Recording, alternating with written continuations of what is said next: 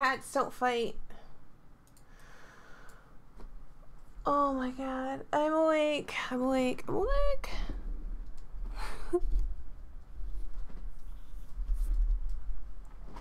Let's see. I'm cold, you guys. It is really cold. The temperature dropped about like 20 something degrees. And I'm freezing.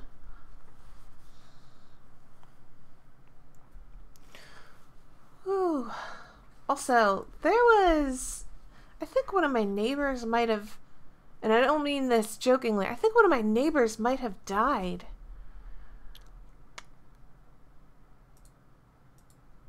Uh...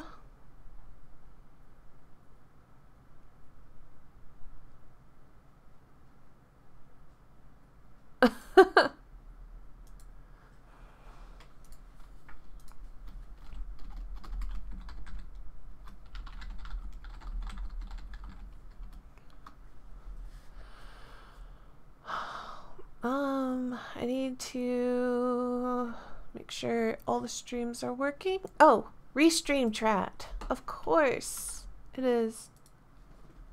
It's not up. Okay. I'm hoping that the house will warm up by the time I start. But it is really, really cold.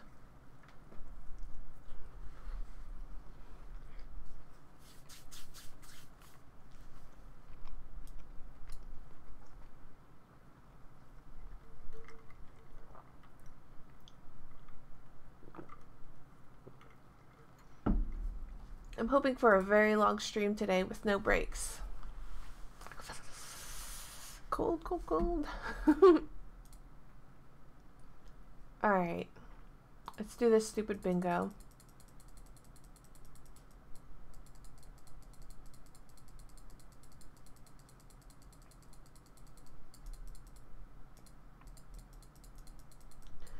There's nothing on this board that I really want either for this bingo. Do, do, do, do, do.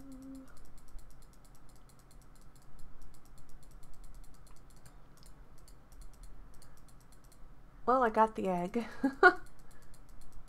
It didn't really matter, but what really mattered was the money. The money was the important part. Alright.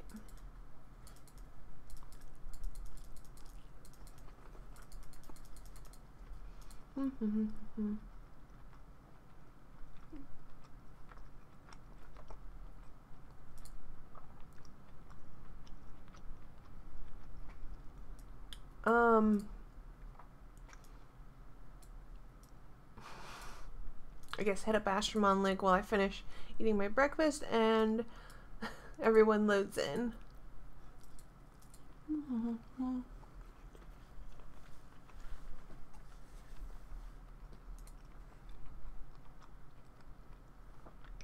So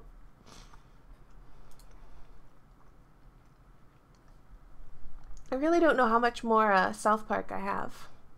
It feels like I've been almost everywhere now in South Park. So I don't know if that means I'm close or not. And because of that, hold on.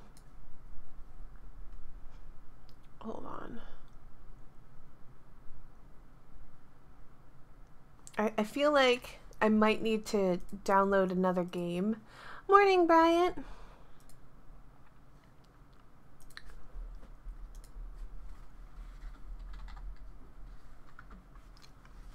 I really need to edit Persona 5 tonight, but I also need to record Danganronpa V3 tonight. Alright, let's download this, because I was told to download this game, and it's free, so how could that be wrong? Free's always good. So if I somehow manage to beat South Park, because I don't know how close I am, I might just jump into that. Alright. It's good enough. right.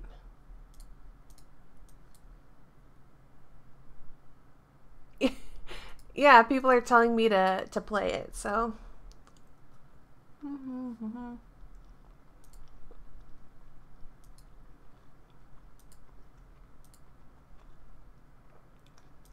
It's worth giving a shot. And I need to... Alright. Get that working over there. By the way, did I mention I have like a mobile game addiction? It's pretty bad. You guys are watching it live, my addiction. But, alright, I think I'm gonna go ahead and start South Park.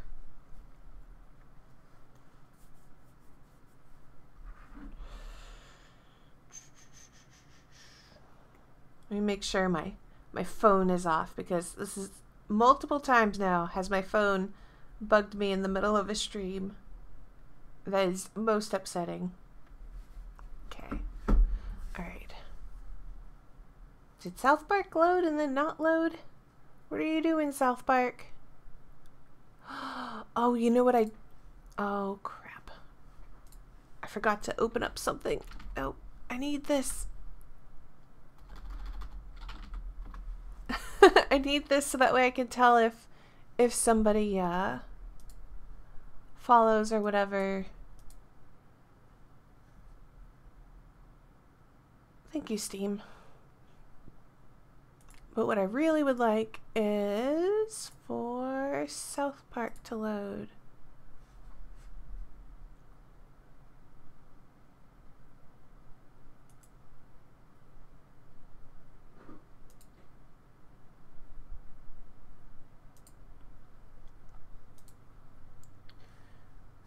If it'll load today.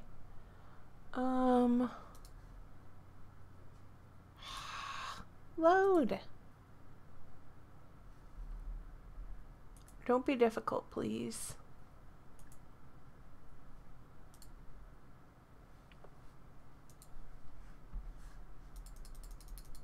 No, it's being difficult. Okay, so what process is preventing this from happening? Task manager, please.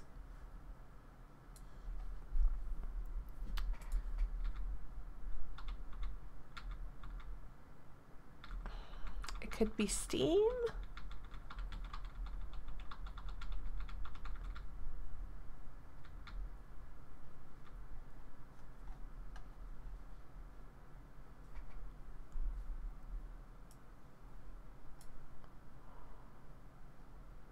Is it Uplay? You know what? I'm gonna close out Uplay and then I'll see if this works. God, I hate Uplay, guys. If you watched my or if you watched or listened to the podcast that I'm on, you might have heard me complain about Uplay. And I feel like it's worth complaining about. Let's see if that fixes the problem. Will you open the game now?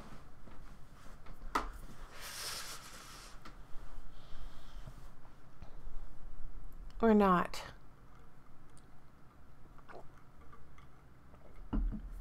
What? What? Are you not gonna work with me today? No. I bet if I tried to open Danganronpa it would work. Curses. Let's see.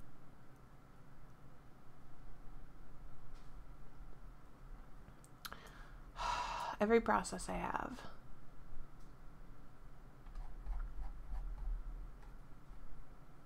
It's not Origin.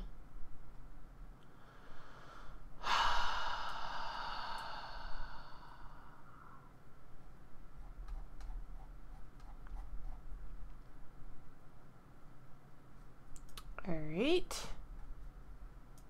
This is great.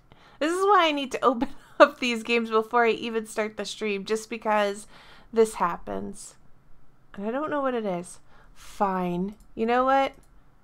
If you're not gonna start, I have other games like Doki Literature Club. Why is South Park doing this? I just don't get it. Is there something it just doesn't like? Is Ubisoft being a whiner? Like, what, man? What happens if I load it from here? Are you gonna be a lot kinder if I load it from here? Do you just not like Steam? Is that what it is, little South Park?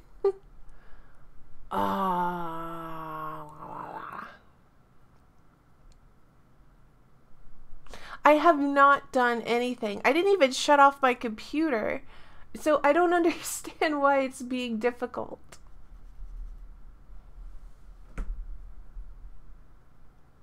Guys, if you buy South Park, don't buy it on the computer. Buy it for a console. You'll have a much better time.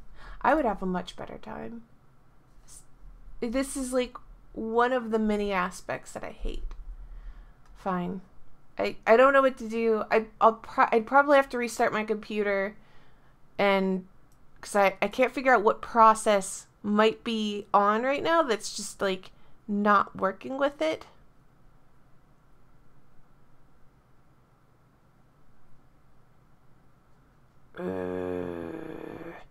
Alright. Well, since that's not working, let me change the title of this stream.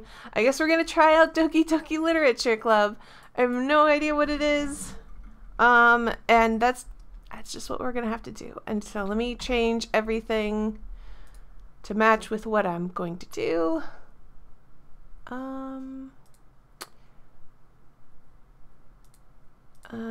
That page, I need to make sure it matches just so that way I don't have like confused people. I'm sorry.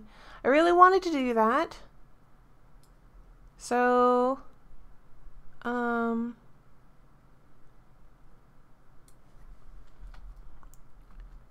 see, blind Doki Doki Literature Club Part 1? I don't know how long this is. Well, no, I do. Someone said that it would be like 4 hours or so. So it's not very long. It's a free game. Okay. Doki Doki Literature Club. Okay. And let me change YouTube's Doki Doki Literature Club. Okay. Update information. Update information. All right. And hopefully this will work. Oh, guys, I'm so sorry.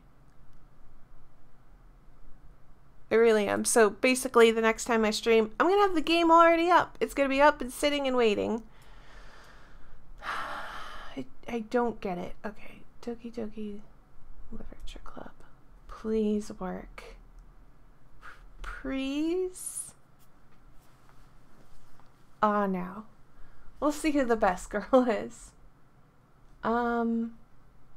Is audio on, or is it just quiet at the beginning? It might just be quiet at the beginning. Where?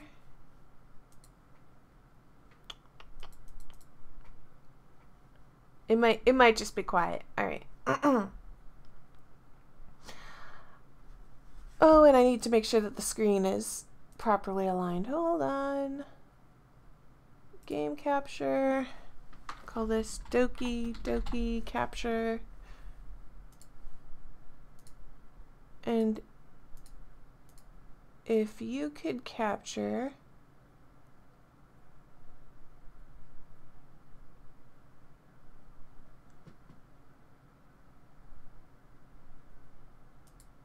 that. Okay, woo.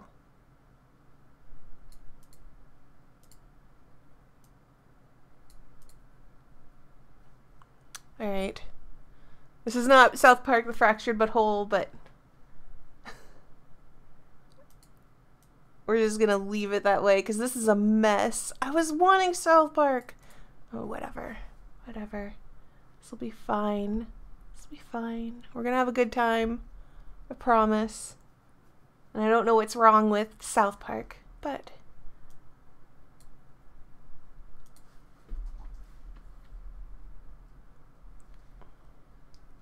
Phoenix, whatever you're doing back there, please stop. Okay?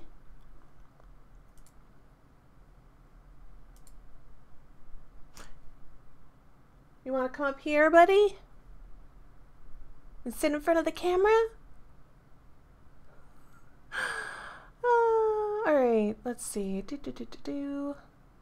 Let me change. Alert box. Launch it. There. Alright. Now I have everything. Alright. Individuals suffering from anxiety or depression may not have a safe experience playing this game. For content warnings, please visit... Well, I think I'm fine. It's probably going to be mouse and keyboard. By playing Doki Doki Literature Club, you agree that you are at least 13 years of age and you consent to your exposure of highly disturbing content. Alright.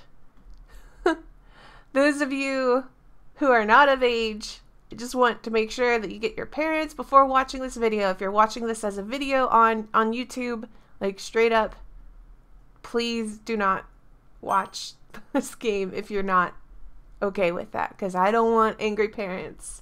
Alright, I agree.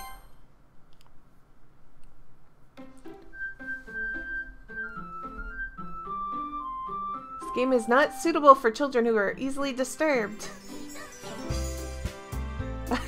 You are not 12. This is cute.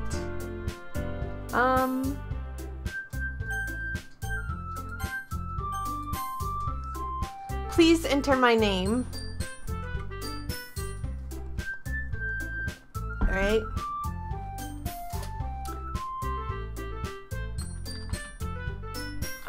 I'm probably gonna play as a guy protagonist, aren't I? Alright. It's probably gonna be a guy protagonist. Hey! Okay, so I have to do an annoying girl voice. I see an annoying girl running toward me from... Oh wait, I'm just gonna use my regular voice for this. Forget it. I see an annoying girl running toward me from the distance, waving her arms in the air like she's totally oblivious to any attention she might draw to herself. That girl is Sayori, my neighbor and good friend since we were children. You know, the kind of friend you never see yourself making today, but it just kind of works out because you've known each other for so long. We used to walk to school together on days like this, but starting around high school, she would oversleep more and more frequently, and I would get tired of waiting up. Male protagonist? Hello! But if she's going to chase after me like this, I almost feel better off running away. However, I just sigh and idle in front of the crosswalk and let Sayori catch up to me. No, annoying girl voice is not... I'm gonna voice that, but the main protagonist... I typically, when it comes to the main protagonist of games, I just use my default voice because it's a lot easier. The only reason why in Danganronpa V3 I had to use a different voice was because of reasons. So, I just do default voice for my protagonist. However, I just sigh and idle in front of the crosswalk and let Sayori catch up to me. I overslept again, but I caught you this time. Maybe, but only because I decided to walk and wait for you. You say that like you were thinking about ignoring me. That's mean, Akio. Well, if people stare at you for acting weird, then I don't want them to think we're a couple or something. Fine, fine. But you did wait for me after all. I guess you don't have it in you to be mean, even if you want to. Whatever you say, Sayori. We cross the street together and make our way to school. As we draw near, the streets become increasingly speckled with other students making their daily commute. By the way, Akio, have you decided on a club to join yet? A club? I told you already. Oh wait, no. That's him. I told you already, I'm not interested in joining any clubs. I haven't been looking either. That's not true. You told me you would join a club this year. Did I? I'm sure it's possible that I did in one of our many conversations where I dismissively go along with whatever she's going on about. Sayori likes to worry a little too much about me while I'm perfectly content just getting by on the average while spending my free time on games and anime. That sounds like an amazing life. Uh-huh. I was talking to you about how I'm worried that you won't learn how to socialize or have any skills before college. Your happiness is really important to me, you know? I know you're happy now, but I'll die at the thought of you becoming a NEET in a few years because you're not used to the real world. You trust me, right? Don't make me keep worrying about you. Alright, alright. I'll look at a few clubs if it'll make you happy. No promises, though. Will you at least promise me you'll try a little? Yeah, I guess I'll promise you that. Yay! Why do I let myself get lectured by such a carefree girl? More than that, I'm surprised I even let myself relent to her. I guess seeing her worry so much about me makes me want to ease her mind just a little bit, even if all she does is exaggerate everything inside of her head. A NEET is not employed education or training, which means you're not doing any of those things. And no, I'm not, because technically I guess I work for Twitch now. Twitch and Patreon. That's it. Not earning. I knew the educated or training part, and I guess I went with employed, but same thing. I guess seeing her worry so much about me makes me want to ease her mind at least a little bit, even if she does exaggerate everything inside of her head. The school day is as ordinary as ever, and it's over before I know it. If you're trying to think of what a NEET is, you can think of, or NET or whatever, you can think of it as like someone who's basically probably living with their parents and, you know, they're past the age of going to school, but they're also not just, they're not doing anything. They're just coasting by.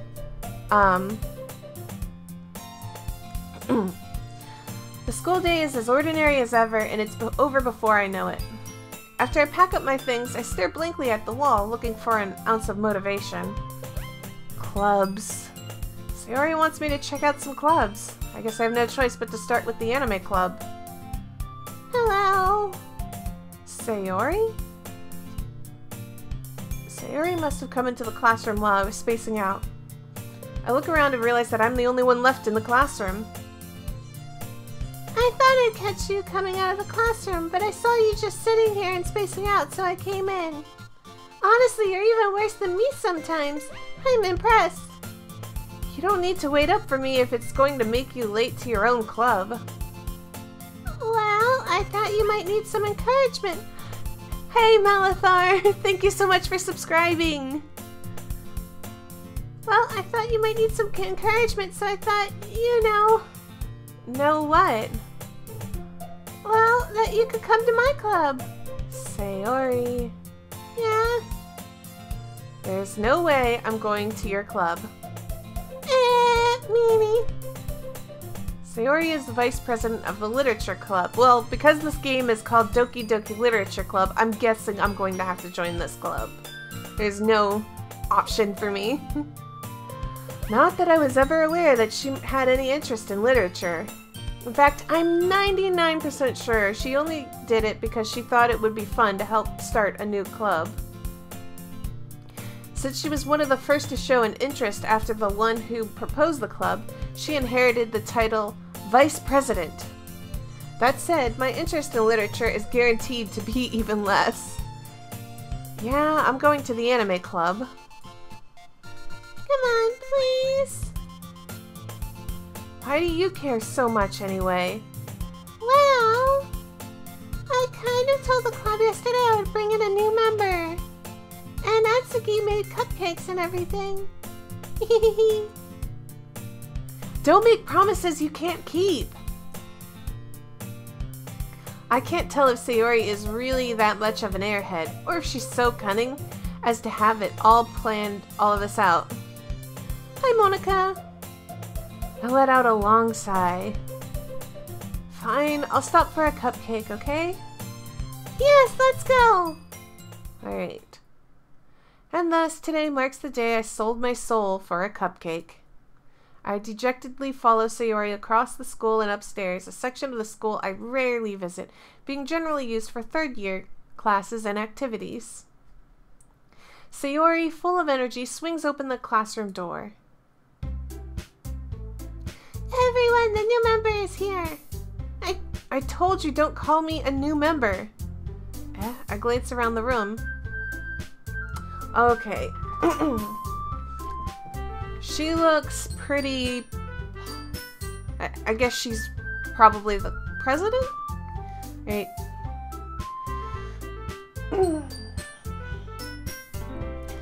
Welcome to the Literature Club. It's a pleasure meeting you. Sayori always says nice things about you. Okay. Seriously? You brought a boy? Way to kill the atmosphere. Oh, this girl's sweet looking. I guess we'll give her the high-pitched voice. Ah, Akio, what a nice surprise. Welcome to the club. All words escape me in this situation. This club is full of incredibly cute girls. What are you looking at? If you want to say something, say it. Sorry. Natsuki. The girl with the sour attitude, whose name is apparently Natsuki, is one I don't recognize. Let's see. How did we go from South Park to this? South Park decided not to turn on. So I was just like, fine, if South Park's not gonna work, then I'm gonna play another game that will turn on, which is this one. Her small figure makes me think... I'm probably still mad about South Park not working. I really wanted to play it. Her small figure makes me think she's probably a first year. She's also the one who made cupcakes, according to Sayori. You can just ignore her when she gets moody. Sayori says that quietly in my ear, then turns back towards the other girls. Anyway, this is Natsuki, always full of energy. And this is Yuri, the smartest in the club. Don't say things like that. Yuri, who appears completely more mature and timid, seems to have a hard time keeping up with people like Sayori and Natsuki. Well, it's nice to meet both of you. And it sounds like you already know Monica, is that right? That's right. It's great to see you again, Akio. Monica smiles sweetly. We do know each other. Well, we rarely talk, but we were in the same class last year. Oops, sorry. Monica was probably the most popular girl in class. Smart, beautiful, athletic. Basically, completely out of my league. So, having her smile at me so genuinely feels a little... You too, Monica. Come on, sit down, Akio. We made room for you at the table, so you can sit next to me or Monica. I'll go get the cupcakes. Hey, I made them. I'll get them. Sorry, I got a little too excited. Then how about I make some tea as well? Didn't she say there were 5? Or maybe there's just 4 girls. I don't remember. I wasn't paying attention. Let's see. Things get real get quick. I have mixed feelings about the development. On one hand, we were so close to the end of South Park. On the other hand, I was planning to recommend this anyways. Okay. Let's see. The girls have a few desks arranged to form a table. As Sayori mentioned, it's been widened so that there's one space next to Monica and one next to Sayori. Natsuki and Yuri walk towards the corner of the room where Natsuki gets a wrapped tray and Yuri opens the closet. Still feeling awkward, I take a seat next to Sayori. Natsuki proudly marches back to the table, tray in hand. Okay, are you ready? Ta-da! Ooh! Natsuki lifts the foil off the tray to reveal a dozen white fluffy cupcakes decorated to look like little cats. Okay. 4 girls. Got it. The whiskers are drawn with icing and little pieces of chocolate were used to make ears. So cute! I had no idea you were good at baking, Natsuki. Well, you know. Just hurry and take one. Sayori grabs one first, then Monica. I follow. It's delicious! Sayori talks with her mouth full and had already managed to get icing on her face. I turn the cupcake around in my fingers, looking for the best angle to take a bite. Natsuki is quiet. I can't help but notice her sneaking glances in my direction. Is she waiting for me to take a bite? Finally bite down. The icing is sweet and full of flavor. I wonder if she made it herself. This is really good. Thank you, Natsuki. Why are you thanking me? It's not like Haven't I heard this somewhere before? Made them for you or anything. I thought you technically did. Sayori said... Well, maybe. But not for you, no, you, dummy. Alright. I gave up on Natsuki's weird logic and dismissed the conversation. Yuri returns to the table carrying a tea set. Claire is soon strong with her. She carefully places a teacup in front of each of us before setting down the teapot next to the cupcake tray. You keep a whole tea set in this classroom? Don't worry, the teachers gave us permission. After all, doesn't a hot cup of tea help you enjoy a good book? I guess. Don't let yourself get intimidated. Yuri's just trying to impress you. That's not... Insulted, Yuri looks away. I meant that, you know. I believe you. Well, tea and reading might not be a pastime for me, but I at least enjoy tea. I'm glad. Yuri faintly smiles to herself in relief. Monica raises an eyebrow, then smiles at me. So what made you consider the literature club? I was afraid of this question. Something tells me I shouldn't tell Monica that I was practically dragged here by Sayori. Well, I haven't joined any clubs yet, and Sayori seemed really happy here, so... That's okay. Don't be embarrassed. I'll make sure you feel right at home, okay? Oh, she's the president. Alright. As president of the Literature Club, it's my duty to make the club fun and exciting for everyone. Monica, I'm surprised. How come you decided to start your own club? You could probably be a board member for any of the major clubs.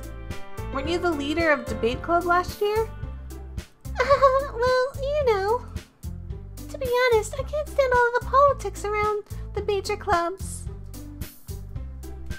It feels like nothing but arguing about the budget and publicity and how to prepare for events. I'd much rather take on something I personally enjoy and make something special out of it. And if it encourages others to get into literature, then I'm fulfilling that dream. Monica really is a great leader.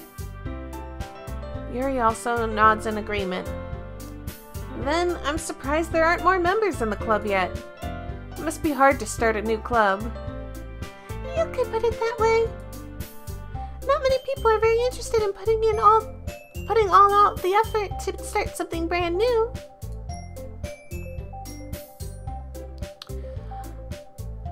Thanks! Especially when it's starting something that doesn't grab your attention, like literature. You have to work hard to convince people that you're both fun and worthwhile. But we make school events, like the festival, that much more important. I'm confident that we can all really grow this club before we can graduate. Right, everyone?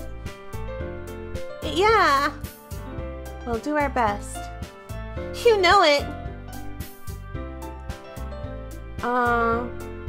Please. Okay. I know people are really excited to do spoilers, but I was told that I should not be spoiled about anything of this game, so just hold it in. Just hold spoilers in. I'm not a fan of spoilers. It practically ruins games for me. I'm more likely to quit playing a game if someone spoils something. Alright, let's see. Everyone enthusiastically agrees. Such different girls, all interested in the same goal. Monica must have worked really hard just to find these three. Maybe that's why they were all so delighted by the idea of a new member joining.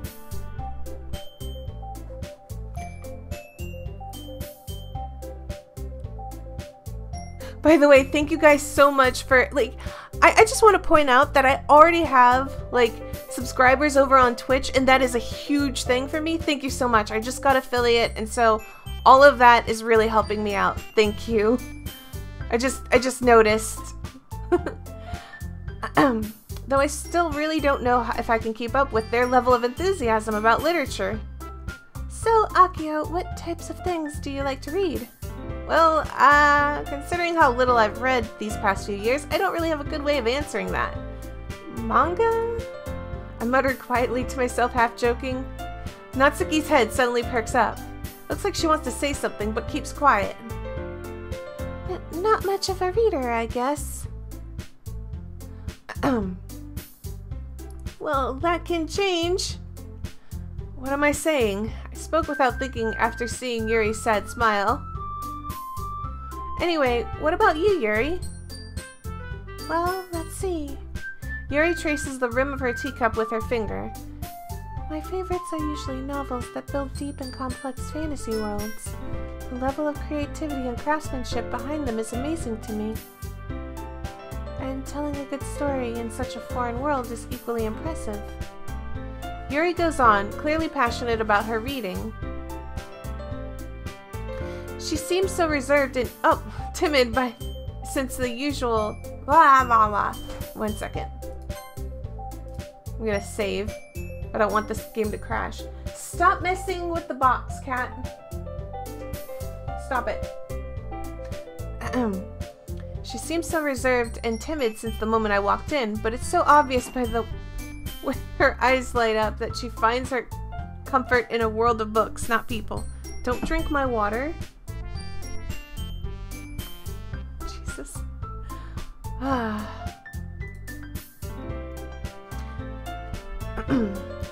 But you know, I like a lot of things. Stories with deep psychological elements usually immerse me as well. Isn't it amazing how a writer can so deliberately take advantage of your own lack of imagination and completely throw you for a loop? Anyway, I've been reading a lot of horror lately. I read a horror book once. I desperately grasped at something I could relate to at the minimal level.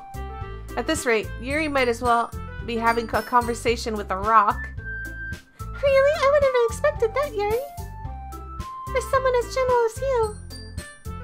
I guess you could say that. But if a story makes me think or takes me to another world, then I really can't put it down. Surreal horror is often very successful at changing the way you look at the world, if only for a brief moment. I hate horror. Oh, why's that? Well, Natsuki's eyes dart over me. Oh wait, Natsuki's eyes dart over to me for a split second. Never mind. That's right, you usually like to write about cute things, don't you, Natsuki? What? What gives you that idea? You left a piece of scrap paper behind last club meeting. It looked like you were working on a poem called... Don't say it out loud! And give that back! Fine, fine. Your cupcakes, your poems. Everything you do is just as cute as you are. Sayori sidles up to Natsuki and puts her hands on her shoulders. Oh, cats, stop fighting. I'm not cute! Natsuki, you write your own poems? Oh, man, I'm mixing up the voices. Well, I guess sometimes. Calm down. I have cats just flying all over the room right now. Just absolutely flying.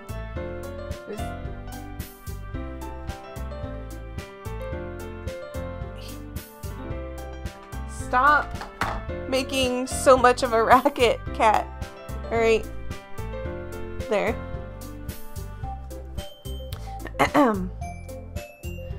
Let's see.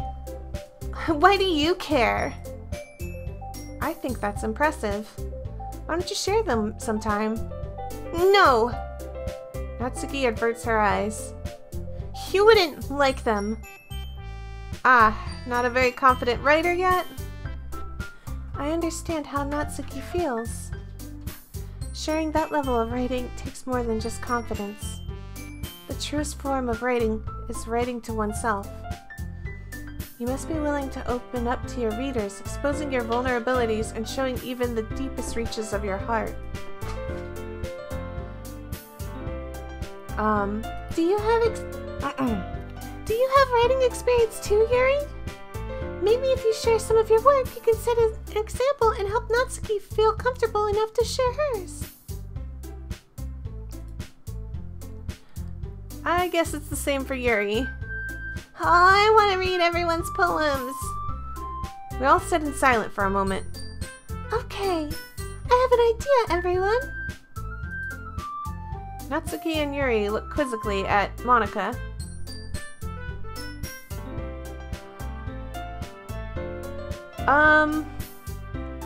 Okay, we're... Hello. Yeah, there's a cat cam. Let's all go home. Oh, wait. Let's all go home and write a poem of our own. The next time we meet, we'll all share them with each other. That way, everyone is even.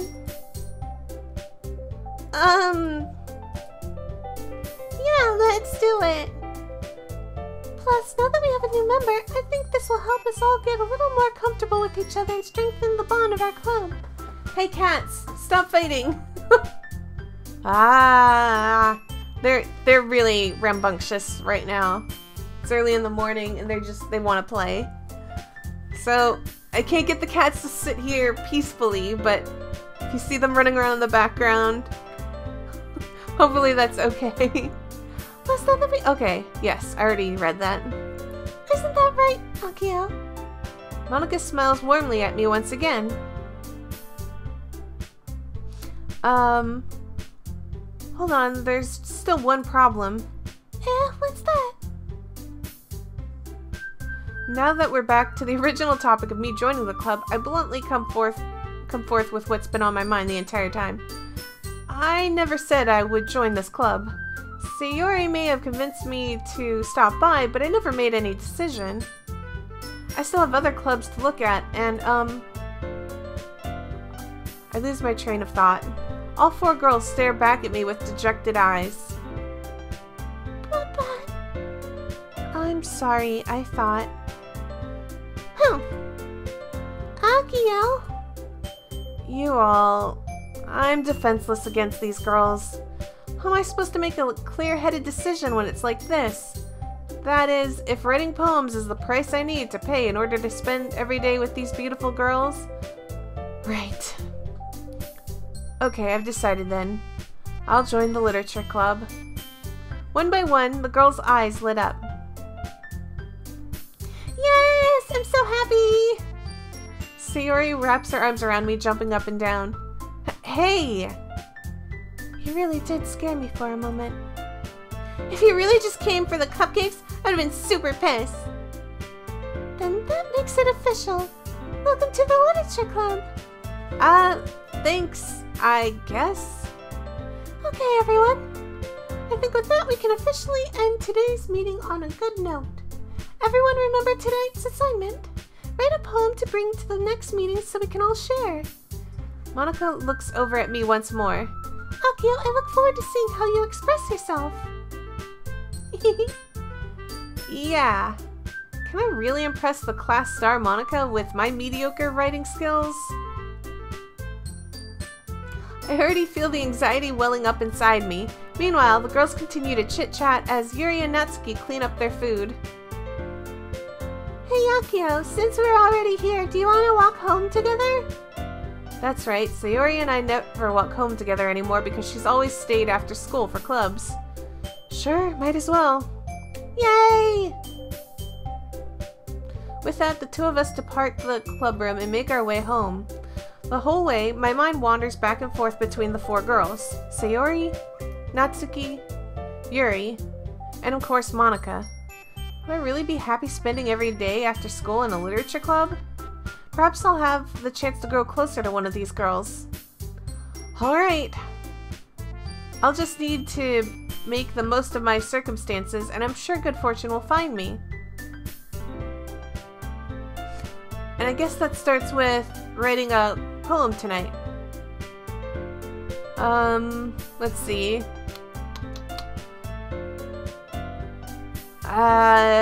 Why'd I choose Eiko again? What is Eiko? What? I don't know what Eiko is. And then I guess starts with writing a poem tonight. It's time to write a poem. Pick words that you think your favorite club member will like. Something good might happen with whoever likes your poem the most. Okay.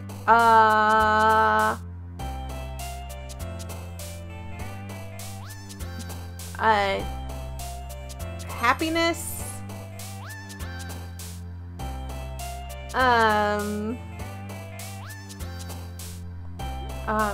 Valentine.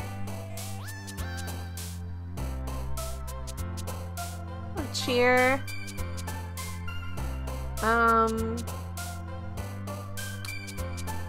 Fantasy.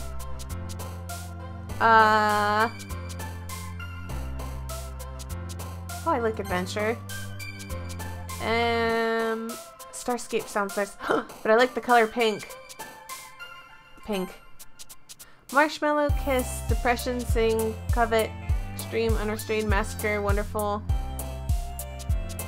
Marshmallow?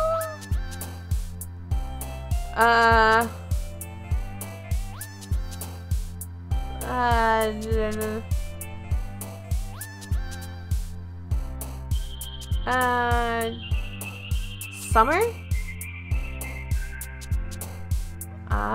Games.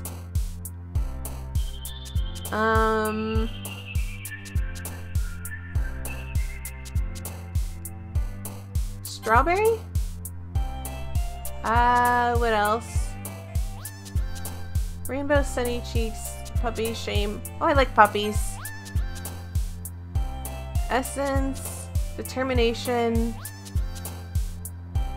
Why Akio man? Oh!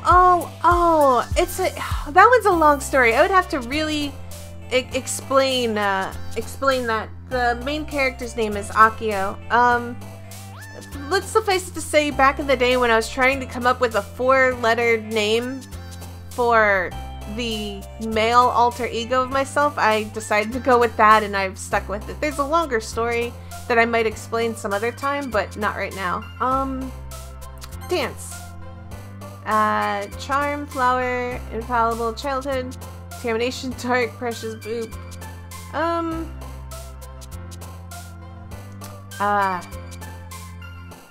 Flower?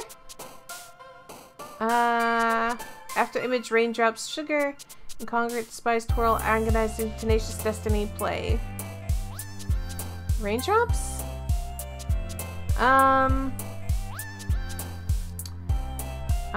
Candy, grief, inferno, lucky, vivid, misery, sensation, fickle, blanket, email. Lucky? Oh, kitty! Kitty for sure.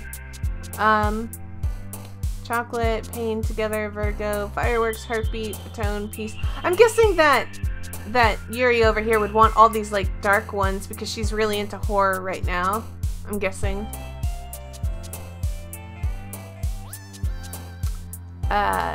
Together, chocolate, vertigo, peace, tone, infinity, chocolate? Ocean, ribbon, skipping, universe, dazzle, vanilla, milk, nightgown, hop, hurt.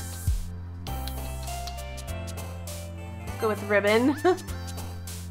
Journey, defeat, beauty, existence, swimsuit, treasure, sadness, hope, sticky skirt. Hope. And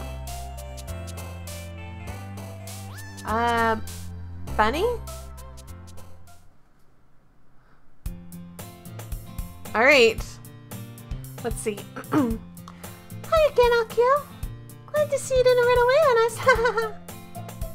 Nah, don't worry. This might be a little strange for me, but at least I keep my word. Well, I'm back at the literature club.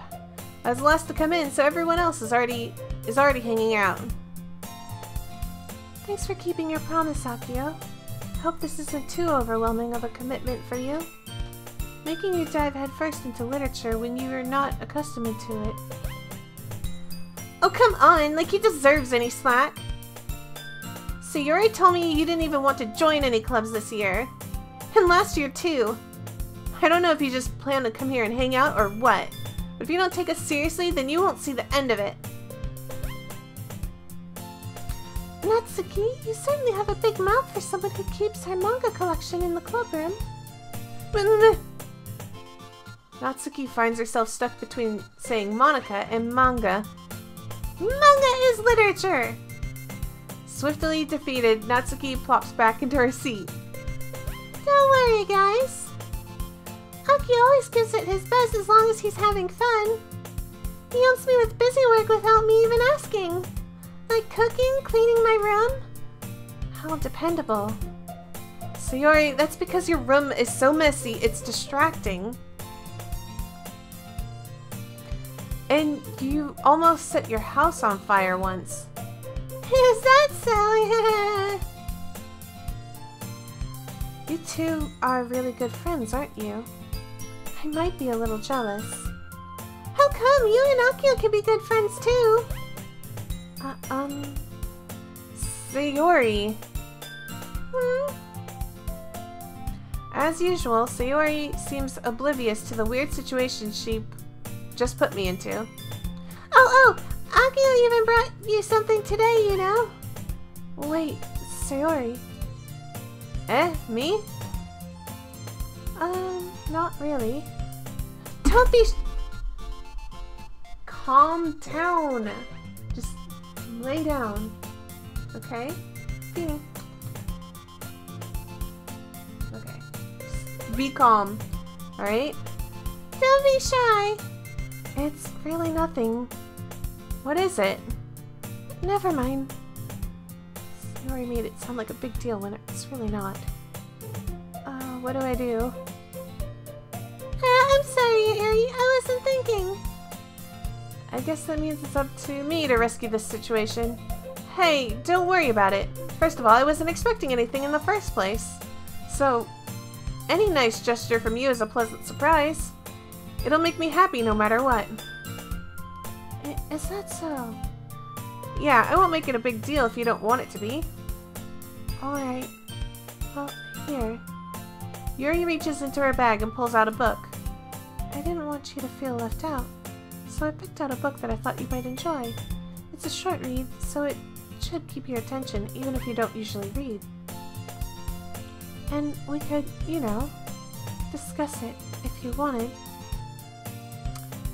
This is... How is this girl accidentally being so cute? She even picked out a book she thinks I like despite me not reading much. Yuri, thank you. I'll definitely read this. I enthusiastically take the book. Is it going to be a horror book? Phew. Well, you can read it at your own pace. I look forward to hearing what you think. I hope I don't actually have to read something scary. I'm easily scared. I get scared by non-scary games, just having like jump scares.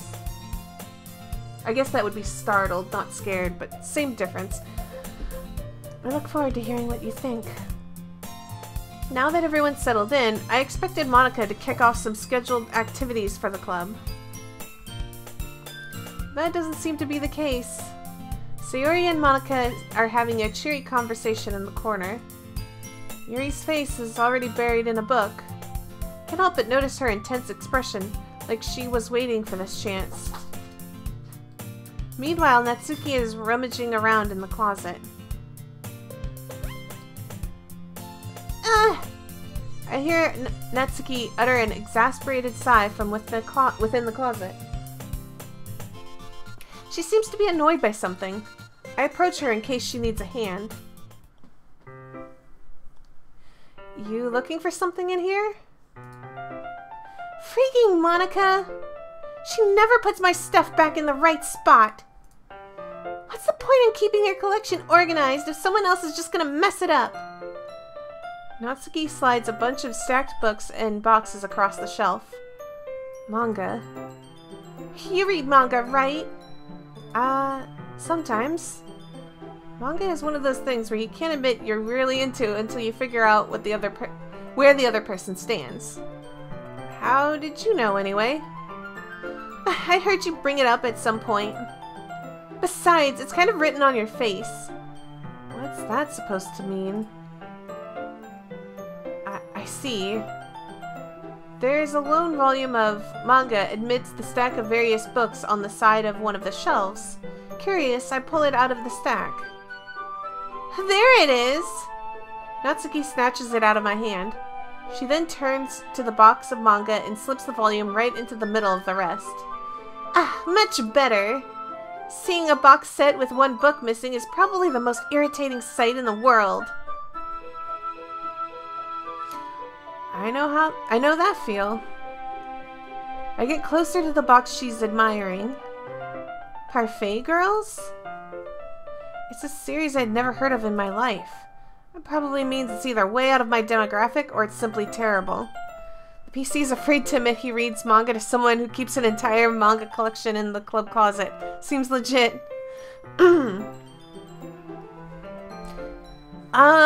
I don't know how long I'll be streaming for. I'm going to take a break in like 2 hours or so. I should take a break.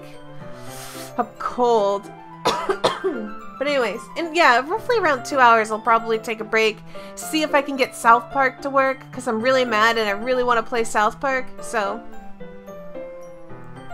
yeah, I usually go for like 3 hours, then I take like an hour break or so to like eat lunch and just stretch and go to the bathroom and stuff, so that way I'm not like taking breaks in between the stream, like eating stuff while I'm sitting here. But yeah, I'm trying to go for like roughly 6 hours or more streaming today. Alright. I already read that. I need to drink something because my throat's getting froggy. There we go. If you're gonna judge, you can do it through the glass on that door. She points to the classroom door. Hey, I wasn't judging anything. I didn't even say anything. It was the tone of your voice. But I'll let you... I'm giving her too much of a Valley Girl voice. But I'll tell you one thing, Akio. Consider this a lesson straight from the literature club. Don't judge a book by its cover. In fact, Natsuki pulls out the first volume of Parfait Girls from the box. I'm gonna show you exactly why. She shoves the book right into my hands. I stare at the cover. It features 4 girls in colorful attire striking animated feminine poses. It's exceedingly moe. Don't just stand there! Natsuki grabs my arm and pulls me out of the closet. She then takes a seat against the wall beneath the windowsills. She pats the ground next to her, signaling me to sit there. Wouldn't chairs be more comfortable? I take my seat. Chairs wouldn't work. You can't read at the same time like that. Why's that? I guess it's easier to be close like this. Don't just say that. You'll make me feel weird about it. Natsuki crosses her arms and scooches an inch away from me. Sorry. I didn't exactly expect to be sitting this close to her either. Not that I could say it's a particularly bad thing. Open the book. It's only a few seconds before Natsuki once again inches closer, reclaiming the additional space. All she hopes I won't notice. I can feel her peering over my shoulder, much more eager to begin reading than I am. Wow. Oh wait. Wait, I did like an hour one night and fell asleep the next day and played for 2 hours.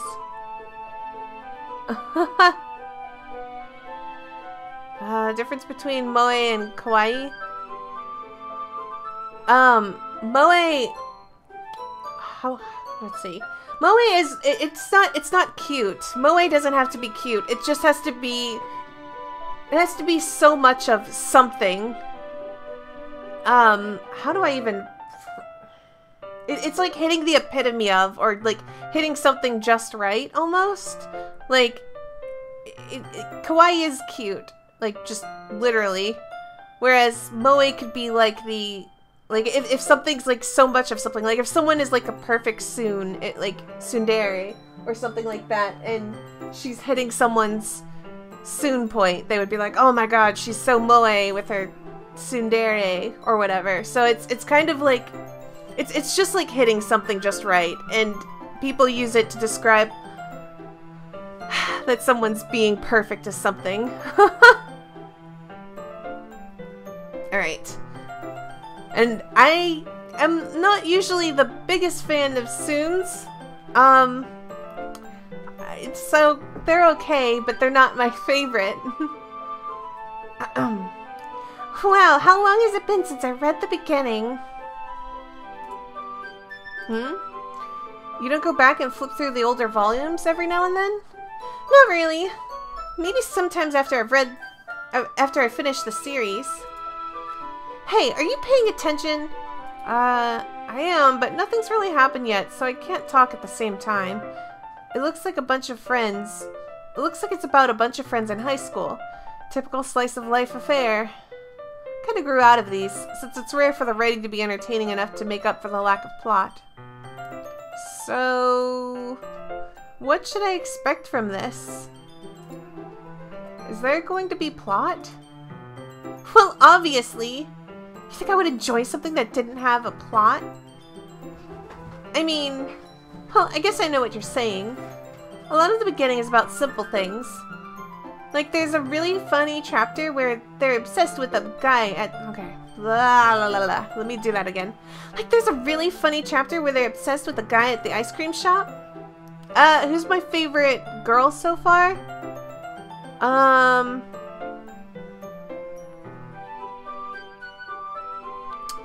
Well, I don't really have a favorite yet. It's really hard for me to decide based on them. I guess if it was based off of appearances, I'm sorry, I'm so freaking cold. This house, oh my god, it's like way too cold. So if it was just based off of appearance, I do like the color pink, so this girl calls out to me. But if it was based off of personality that I've picked up on, I really like Monica. Because she seemed really adorable, and I really like that. Okay, I already read that. But that just helps you get to know the characters. And besides, it's still entertaining. But later on, there's all kinds of drama. When they get all in their... when they all get into all their backstories. Okay. Like, when they all get into all their backstories and some of the romance starts to happen, that's really what makes it so good. There's so many touching parts. Is that so? It sounds like you really know what you're talking about. Maybe I underestimated you.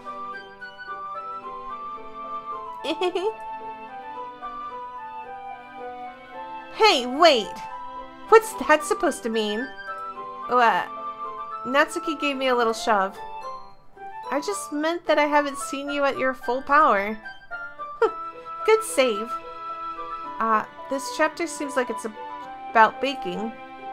This is just a guess, but is there a lot of baking in this manga? Well... Natsuki pauses for a moment as if she doesn't want to admit something. Yeah.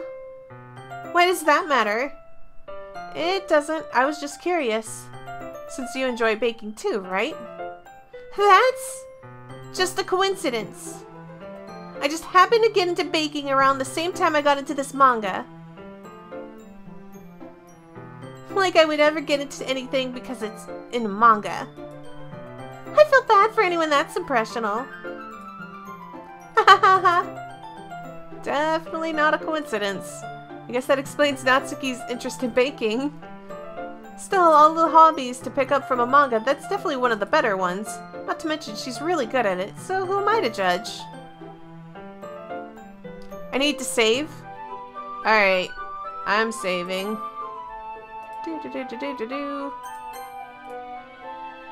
She's kind of cute. For a soon! I'm kidding. We read on for a few more minutes. I've finished a couple chapters at this point. Are you sure this isn't boring for you? It's not. Even though you're just watching me read? Well, I'm fine with that. If you say so. I guess it's fun sharing something you like with someone else. I always get excited when I convince my friends to pick up a series I enjoy. You know what I mean? You don't? That's not... Well, I wouldn't really know. What do you mean? She means she doesn't have friends, you dolt. Don't you share your manga with your friends? Could you not rub it in? Jeez. Sorry? I could ever get in my friends to read this. They just think manga is for kids. I can't even bring it up without them being all like, you still haven't grown out of that yet? Makes me want to punch them in the face. I know those kinds of people. Honestly, it takes a lot of effort to find friends who don't judge, much less friends who are also into it. I'm already kind of a loner. Oh, loser. I'm already kind of a loser, so I guess I gravitated towards the other losers over time. But it's probably harder for someone like you. Huh? Yeah, that's pretty accurate. Wait, which part? I mean, I feel like what? Okay. I mean, I feel like I can't even keep it in my own room. I don't even know what my dad would do if he found this. At least it's safe here in the club room. Except Monica is kind of a jerk about it. I just can't win, can I? Well, it paid off in the end, didn't it? I mean, here I am reading it. Oh! Okay, so the microaggression is from South Park. That was so funny. I love that. I wish I could. I need to watch season 19 and season 20.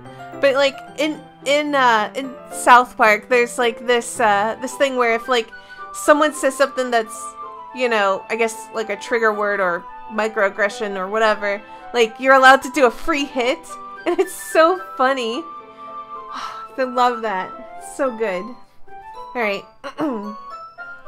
It's not like it solves any of my problems. Maybe.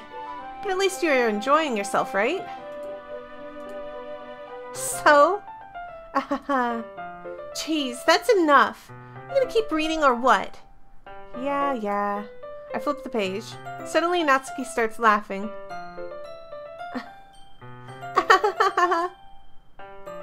I totally forgot that happens. Natsuki puts her finger on one of the panels.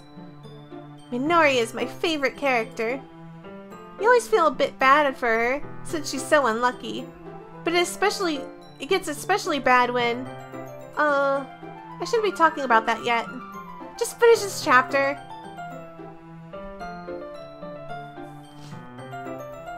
Natsuki's voice sparkles with excitement. It's a stark contrast to her usual bossy tone. But if she's used to sharing her... blah, blah, blah. But if she's not used to sharing her favorite manga with her friends, I can understand why. It's hard to express in words the feeling you get when connecting with someone like that. And being able to provide that to Natsuki, for whom it's a rare experience, the thought makes me smile a little to myself. Okay, everyone. Are you all ready with today's poems?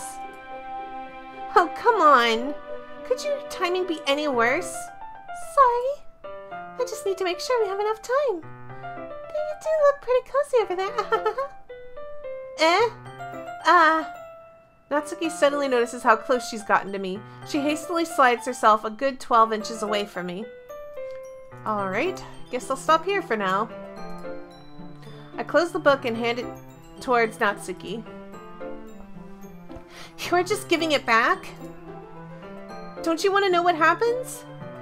Yeah, but Monica just said, don't be dumb. Just take it home with you. Is that really alright? I say that mostly because I didn't plan on using my spare time to read this. Well, of course! It'd take forever to finish if you didn't take it home. Just finish that one before tomorrow so you can start the next one. If it gets bent, I'll kill you. By tomorrow? I only just got part way through the volume so far. I might fall behind on some shows if I try to get through this, but I suppose that's a necessary sacrifice in exchange for seeing Natsuki's enthusiastic face. Or am I more scared of what will happen if I don't finish it? Alright then, I stand up. I return to where I put my stuff and carefully slip the book back into my bag. By the way, do you remember to write a poem last night? Yeah. My relaxation ends. I can't believe I agreed to do something so embarrassing. I couldn't really find much inspiration since I've never really done this before. Well, now that everyone's ready, why don't you find someone to share with? I can't wait! Sayori and Monica enthusiastically pull out their poems. Sayori's is on a wrinkled sheet of loose leaf torn from a spiral notebook. On the other hand, Monica wrote hers in a composition notebook. I can already see Monica's pristine handwriting from where I sit. Natsuki and Yuri reluctantly comply as well, reaching into their bags. I did the same myself. Who should I show my poem to first? Oh, God. I'm gonna save. I have a feeling that I made something that Natsuki would like.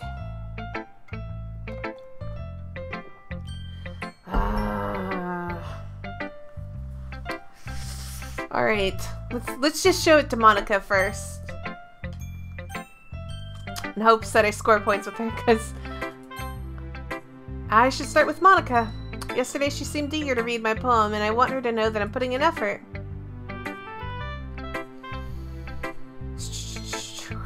Hi. Oh, wait. Hi, Akio. Having a good time so far? Yeah. Good. Glad to hear it. By the way, since you're new and everything, if you ever have any suggestions for the club, like new activities or things we can do better, I'm always listening. Don't be afraid to bring things up, okay? Alright, I'll keep that in mind. Of course, I'll be afraid to bring things up. I'm much better off just going with the flow until I'm more settled in. Anyway, want to share your poem with me? It's kind of embarrassing, but I guess I'll have to.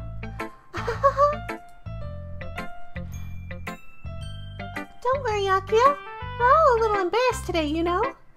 But it's that sort of barrier that we'll all learn to get past soon. Hey, what are you doing? Want attention? Go away. Or at least sit up here or something. Yeah, that's true. I hand Monica my poem. I like it, Akio. Really? It's a lot cuter than I expected. Oh, jeez. No. Oh, wait. No. It kind of makes me think of something Natsuki would write. And she's a good writer too. So take that as a compliment. If you say so. Yep. By any chance, have you read anything by Shel Silverstein? Eh? Maybe a long time ago. He's famous for telling all kinds of stories in just a few simple words. His poems can be funny, endearing, or even sad. And sometimes they're only a few lines long. They might even feel like they're written for kids, but if you think about them, they can express views of a world that would apply to anybody. I see. So you're saying that Natsuki is kind of like that? Sort of. Maybe she's not an expert, but you probably won't find much filler in her poems. She might be easy to write, but they're super challenging. Oh wait, they might be easy to write, but they're super challenging to get the meaning through. So I can see why it would be your kind of poem to explore. I'm sure we'll end up trying different... Oh wait, no, that's me.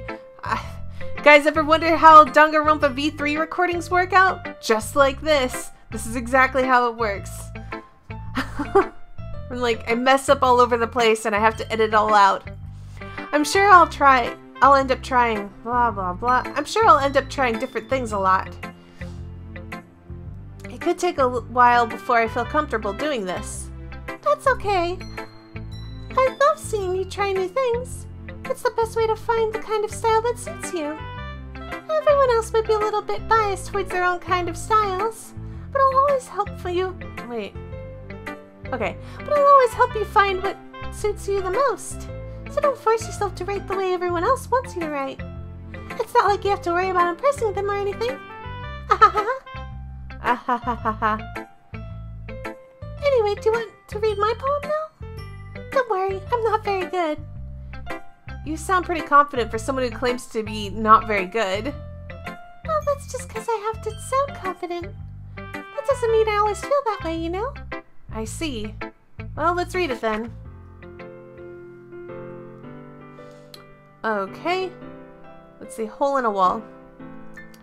It couldn't have been me. See the direction the spackle protrudes? A noisy neighbor, an angry boyfriend? I'll never know. I wasn't home. I peer inside for a clue. No, I can't see. I reel, blind, like a film left out of the sun. But it's too late. My retina's already scorched with the permanent copy of the meaningless image. It's just a little hole. It wasn't too bright. It was too deep. Stretching forever into everything. A hole of infinite choices. I realize now that I wasn't looking in, I was looking out. And he, on the other side, was looking in.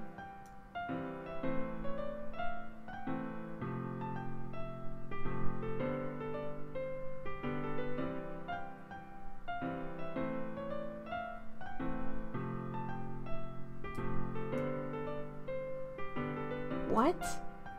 I don't know. I don't get the poem.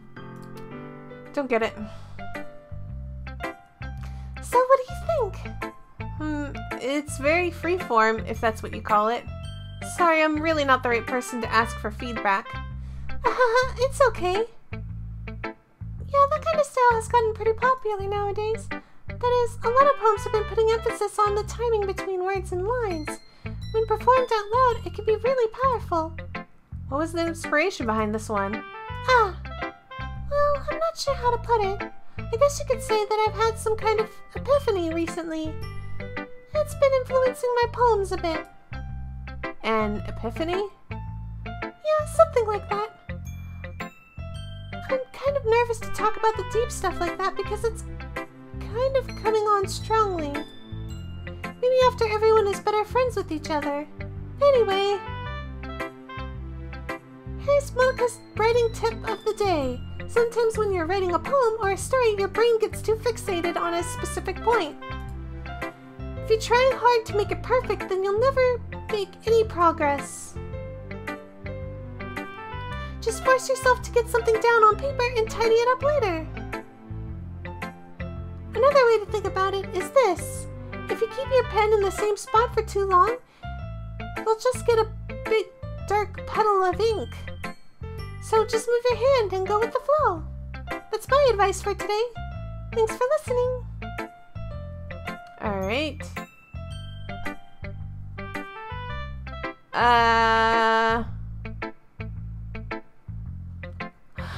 Oh, guys. I'm going to beg you, whatever you do, if you can't contain the spoilers in the YouTube comments, then I will have to like not read those comments, and that will be sad because I'm sure some of you guys want me to interact with you. So if you post spoilers, just expect me to no longer read YouTube comments. And I'll just listen to the Twitch chat because the Twitch chat is not posting spoilers. Alright. Let's see. Who should I read my poem to next? I guess I might as well go with Natsuki because she's gonna like this poem. Okay, well let's start with things I don't like. First of all, Natsuki rereads my poem. Never mind, I don't feel like giving you my opinion. And then what's the point of sharing it in the first place? I wrote this when I could have been doing other things. Ugh. In fact, remember how I said I wanted to read your poems? That's what I had in mind when writing this. I want to help you feel comfortable enough to share yours. Like Monica said. Well, I would be more comfortable sharing my poem if yours was really bad. You're supposed to show me some dumb poem and make me go, huh, well, it's not that great, but let me show you what real literature looks like.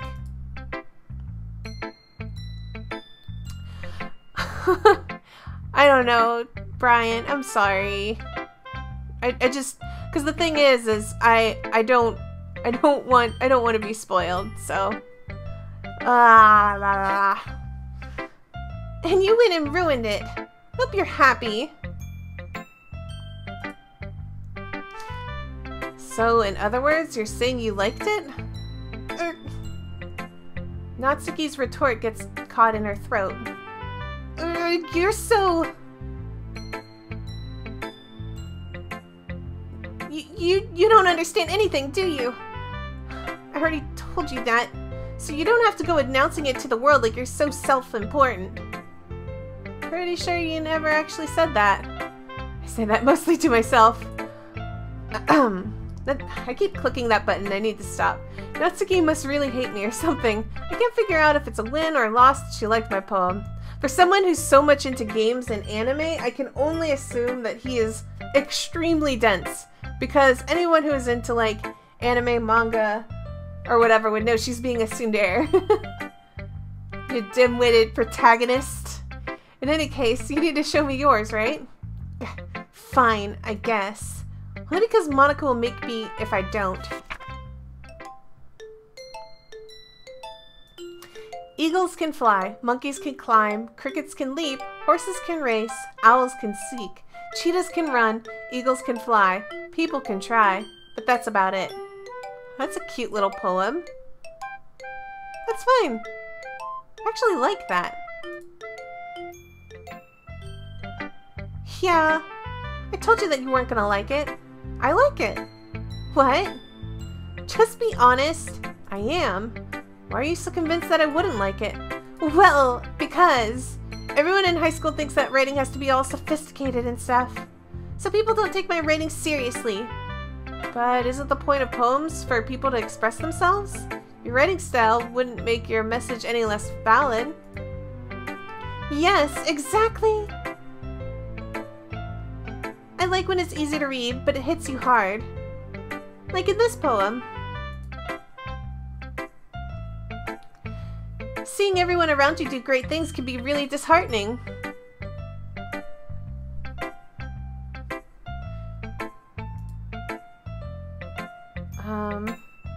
So I decided to write about it. Denser than the black hole. Yeah, I understand.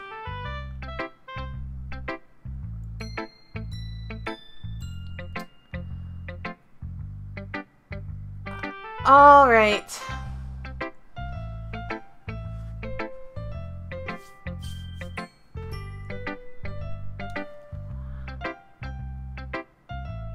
All right.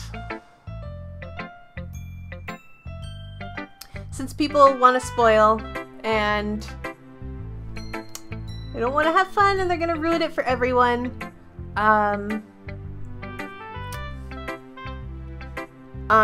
am going to close the chat. Alright, hold on. Boop.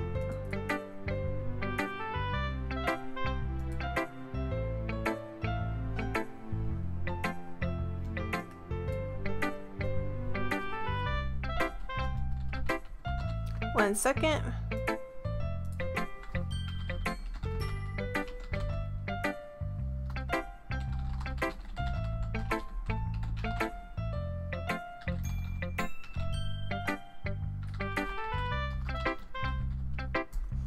Alright, I'm gonna go ahead and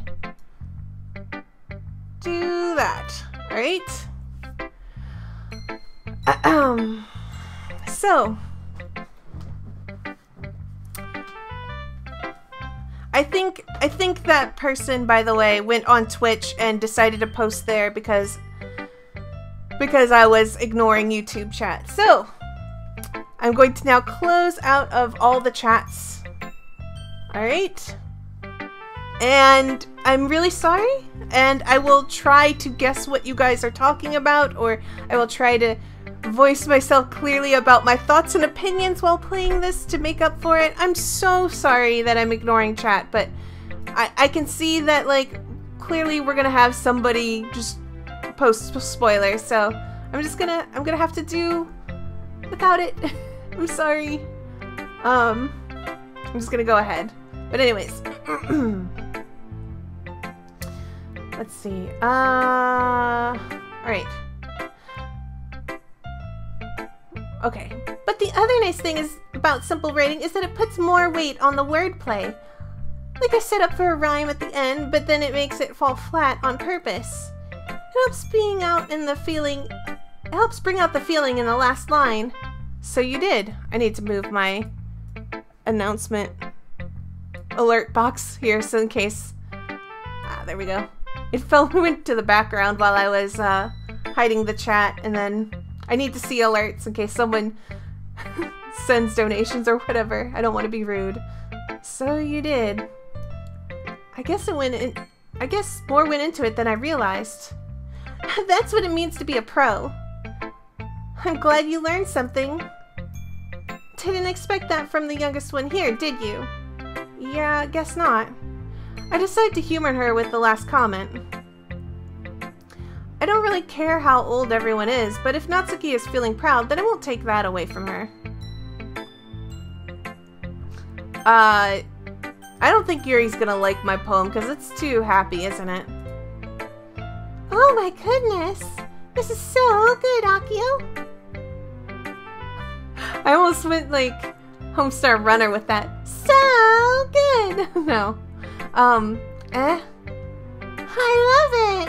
I had no idea you were such a good writer. Sayori, you must be seriously wait, oh no. You must be seriously overreacting. I'm not a good writer at all. I honestly have no idea what I'm doing. Well, maybe that's why. Because I have no idea what I like either. Jeez. I'm sure Yuri's opinion has to be a little more constructive than this. Are you sure you don't like it just because I wrote it? Well, I'm sure that's part of it. I think I understand you a lot. I think I understand you better than a lot of people, you know? So when I read your poem, it's not just a poem. It's an Akio poem. That makes me feel extra special. Like I can feel your feelings in it. Sayori hugs the sheet against her chest.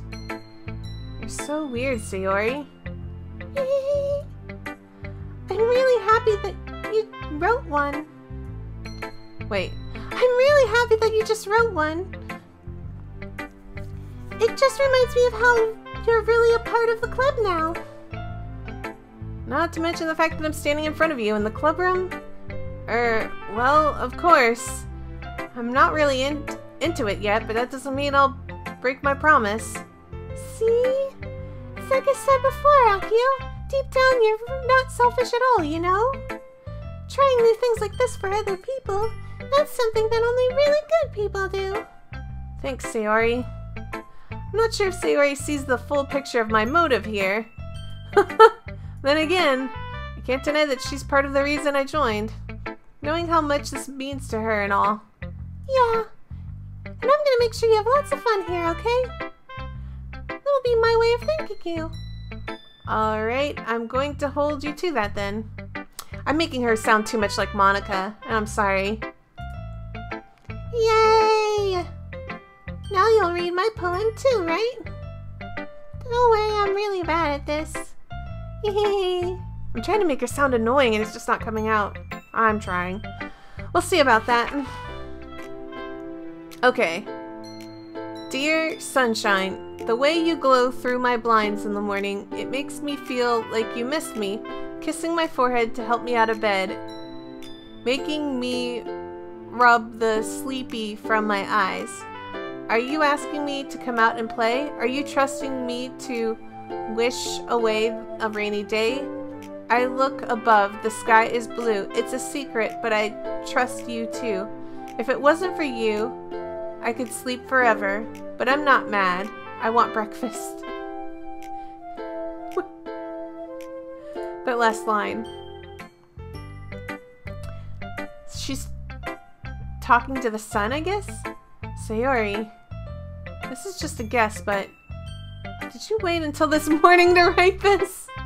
No, just a little bit. You can't answer just a little bit to a yes or no question. I forgot to do it last night. Well, at least that makes me feel a little better about myself. Don't be mean. I'm still trying my best. Yeah. I didn't mean to say that it was a bad poem. It just came out nice, or how should I put it? It sounds just like you. Really? Yeah. Especially that last line. I made eggs and toast. Even though you were late to school? It's bad to skip breakfast. I get all cranky. I guess there's no point in arguing. Anyway, thanks for showing me. It felt like that last line was like just randomly thrown in there. It would have been like a good poem if she hadn't have done that. So strange. Alright. Okay. That was so much fun. Monica's the best. Yeah? And next time I won't forget. And I'm gonna write the best poem ever. Alright. Well, I guess I look forward to it. Alright, Yuri, she's not gonna like this. Yuri stares at the poem. A minute passes, more than enough time for her to finish reading. Oh! Sorry. I forgot to start speaking. It's fine, don't force yourself. I'm not. I just need to put my thoughts into words. Hold on. Okay. This is your first time writing a poem, yeah, right? Yeah. Why do you ask? I'm just making sure. I guess that it might be after reading through it. So it's that bad. No. Did I just raise my voice? Ooh, I'm so sorry. Yuri buries her face in her hands. I couldn't help but notice that it's been several minutes and we really haven't gotten anywhere. It might take Yuri a while to get used to new people. It's fine, I didn't really notice. What were you saying? Right, it's just that there are specific writing habits that are usually typical of new writers. And having been through that myself, I kind of learned to pick up on them. I think the most noticeable thing that I recognize in new writers is that they try to make their style very deliberate. In other words, they tend to pick a writing style separate from the topic matter, and they form-fit two together.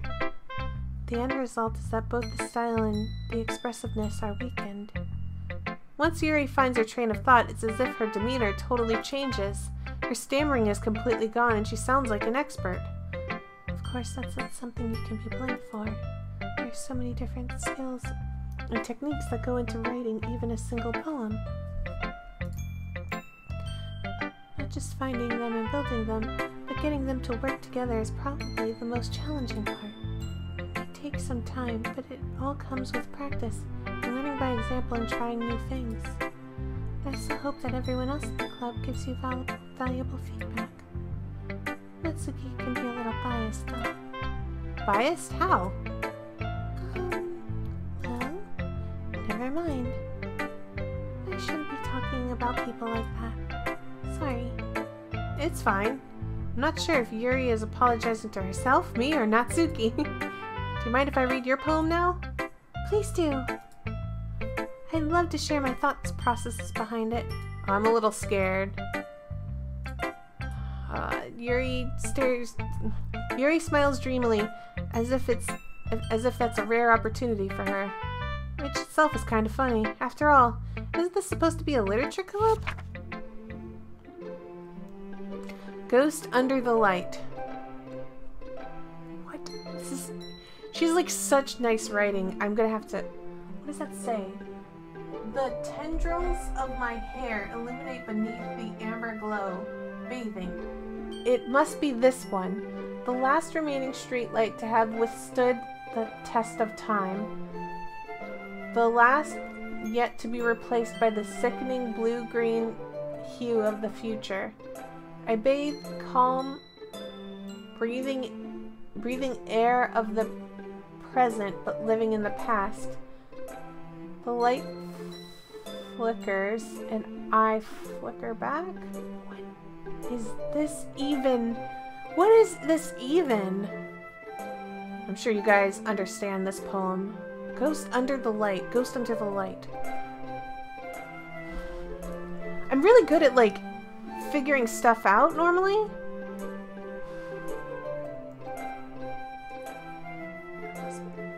Last remaining streetlight to have listed.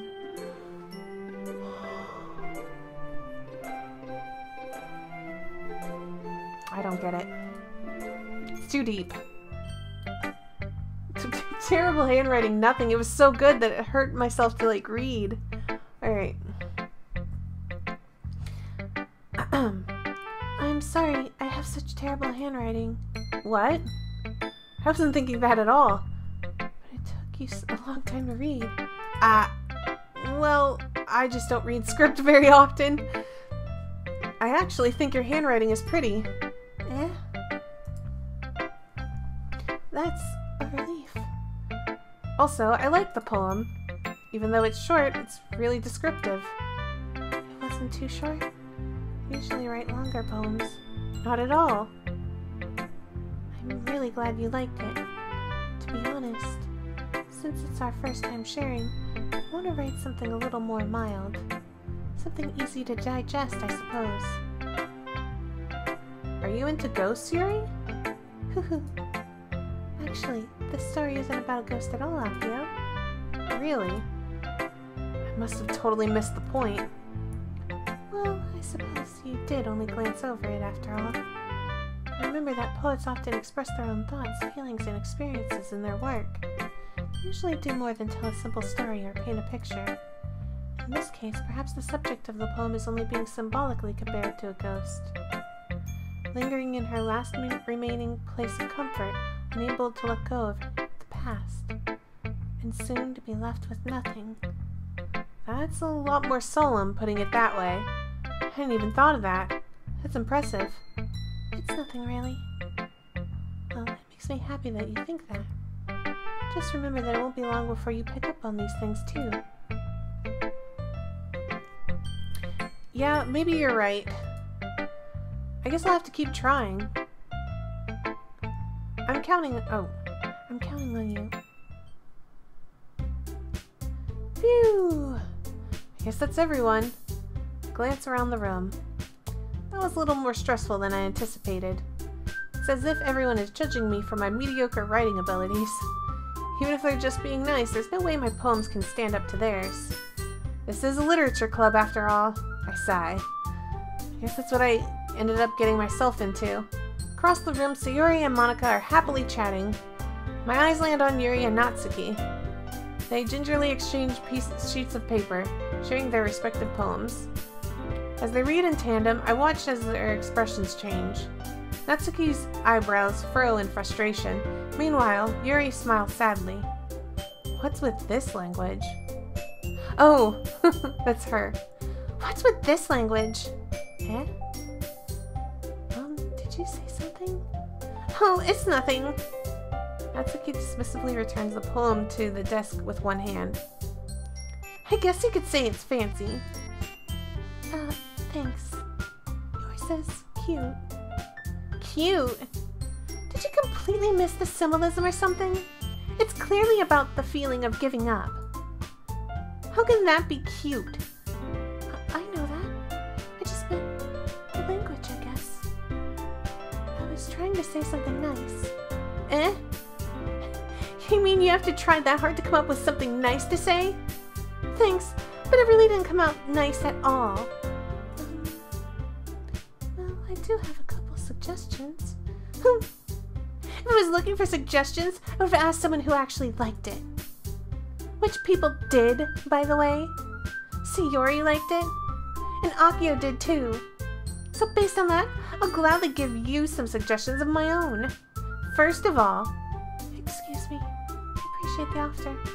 appreciate the offer, but I've spent a long time establishing my writing style. I don't expect to change anytime soon, unless of course I came across something particularly inspiring, which I haven't yet.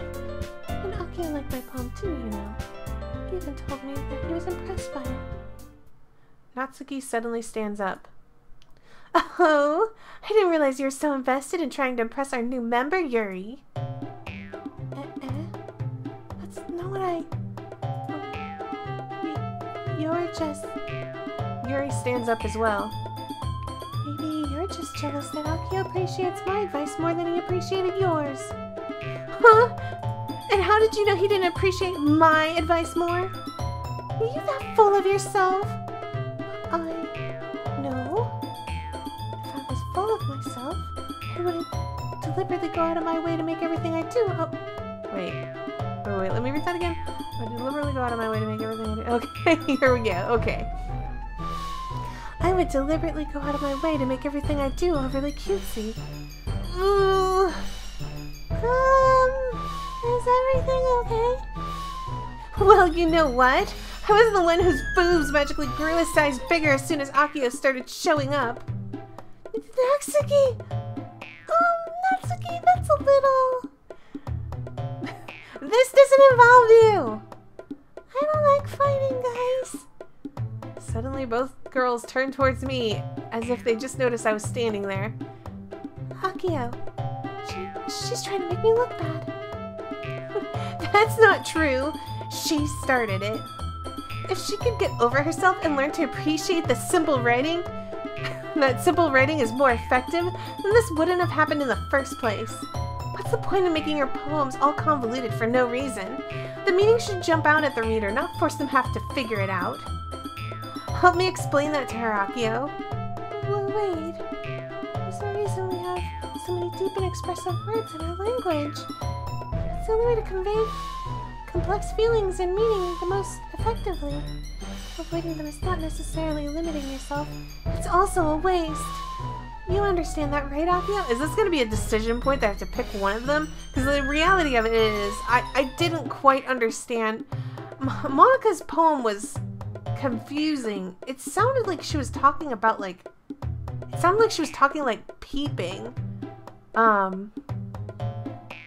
So I'm guessing... I guess? I don't know. Like, it sounded like she was peeping on someone or something, and Yuri's was complicated. I didn't quite grasp what she was going for, and Sayori's was just like, I'm eating breakfast. That's as much as I got out of her poem. I actually understood Natsuki's poem, so I think that might be the one that I have to agree with. You understand that, right, Akio? Well, How did I get dragged into this in the first place? It's not like I know anything about writing. But whoever I agree with, they'll probably think more highly of me. So of course that's going to be... and... save. Hey, I just noticed that these are all blacked out. Okay. Natsuki, I'm sorry. Yuri, you're really talented. Well. But Natsuki has a point. I think that... I rack my brain in an attempt to back myself up. I think that conveying feelings with few words can be just as impressive as well. It lets the reader's imagination take over. And Natsuki's poem did a really good job at that. Yeah, it did, didn't it? Shows how much you know. That's not... Natsuki, I think that's enough. Huh? Me? But she was so mean to me. Natsuki's voice whines. Look, what we talked about yesterday was right. Writing is a really personal thing, and sharing it can definitely be hard. It looks like we learned that today. Even small criticism can lead to something pretty heated. I glance over my shoulder. Sayori is nodding vigorously. Yeah, so you don't need to feel threatened. You're a great writer, Natsuki. Natsuki's voice gets caught in surprise. Thanks for noticing. She finally mutters that, barely audible. Yuri. Yuri looks at me dejectedly. With a face like that, I can't help but feel bad for her as well. I'm sure that Natsuki didn't mean everything she said, so you don't need to feel threatened either. Well, if you say so. Hey, it's not like you need to apologize for me, Akio. Sheesh. Natsuki takes a deep breath. The thing about... Natsuki glances around the room. Would everyone stop staring at me? Unsurprisingly, Natsuki has a harder time with it than she boasted. Sayori and Monica look away. Anyway, the thing about your boobs, I didn't mean it. Okay? That's all. Natsuki looks away, avoiding eye contact with anyone. Yeah, you're naturally beautiful, Yuri. Sayori? I'll go make some tea. Yeah, I was just trying to help. I'm sure she appreciated... I'm sure she appreciated it, Sayori. I pat Sayori on the shoulder. Well, now that we're past that, everyone's read each other's poems, right? Hope that it was worthwhile for everyone, especially you, Akio. And to be honest, it's a nice change of pace from lazing around. We've got a little too used to. So my joining the club was responsible for ruining the atmosphere. No, not at all. There's still some time before we go home, so let's just all relax for a bit. Of course, besides chatting, we do literature reading related things in the club room. So maybe you can take the chance to pick up a book or do some writing. After all, that's what the club is for. I disagree, Monica. Yeah, about what? That's not the most important thing about the literature club. The most important thing is having fun. Of course. Well, I guess that's why you're the vice president, Sayori. In the end, though, Monica's right. Being in the literature club probably means I can't spend all my time doing nothing, but in the end, I guess it's been worth it so far. Okay, everyone. It's just about time for us to leave. How did you all feel about sharing poems? It was a lot of fun. Well, I'd say it was worth it. It was alright. Well, mostly. Okay, how about you? Yeah, I'd say the same. It was a neat thing to talk about with everyone. Awesome. In that case, we'll do the same thing tomorrow. And maybe you learn something from your friends, too. So your poems will turn out even better.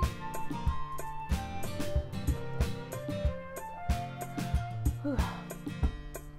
I think to myself, I did learn a little more about the kinds of poems everyone likes. With any luck, that means I can do at least do a better job impressing those I want to impress. I nod to myself with a newfound determination. Akio! Ready to walk home? Sure, let's go. Hee. Sayori beams at me. It truly has been a while since Sayori and I have spent this much time together. I can't really say I'm not enjoying it either. So someone asked me, like, who I like the most so far with these characters. I like Monica. Natsuki's half and half okay. I guess I would like her more without the Soon, but I've never been so much of a Soon. I don't really dislike anyone. I guess if I had someone that I didn't really care that much for, it's probably Sayori. About what happened earlier. Yeah, what do you mean? You know, between Yuri and Natsuki. Does that kind of thing happen often? No. That's really the first time I've seen them fight like this. I promise they're both wonderful people. You don't hate them, do you? No, I don't hate them. I just wanted your opinion, that's all. I can see why they'd make good friends with you. Yeah. You know, Akio, it's nice that I got to spend time with you in the club. But I think seeing you get along with everyone is what makes me the happiest. I think everyone likes you too. That's me. Well, I guess she's not that bad either. I guess no one's bad. Every day is gonna be so much fun. It looks like Sayori still hasn't caught on to this kind of situation I'm in. Sure, being friends with everyone is nice, but does it really need to stop there? We'll just have to see what's in the future holds, Sayori. Pat Sayori on the shoulder. I said that more to myself than to her, but it's easy to use Sayori as an internal monologue sometimes. Okay. Yeah, let's do this.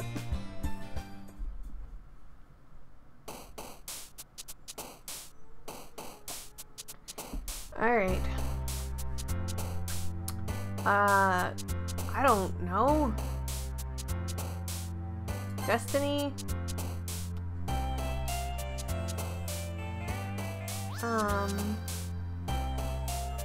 Well, I already know that anime is probably gonna have to do with... I would have probably picked that if I didn't know that it would automatically go to her, but... Dazzle. I like Starscape. I don't remember if I picked that last time. I think I picked Adventure. I'm gonna pick Starscape. What should I pick? Okay. If you hear that sound going on in the background right now, I believe that's the recycling truck. It always comes at noon on this day of the week, so... Whenever I used to record Danganronpa V3, like, this stupid truck would always arrive at, like, a part where there was so much dialogue happening, and I'd be so mad because I'd have to sit and wait for this to roll on by. Let's see, what should I do?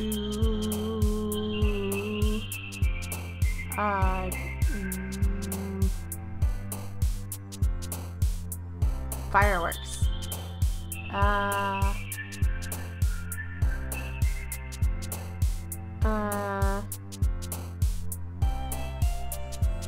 Sparkle? What am I picking? Imagination.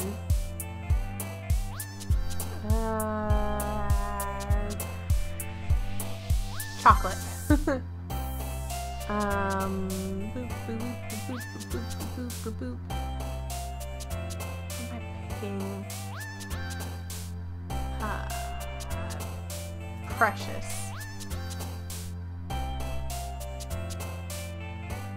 Ooh, parfait. Oh, I love parfaits.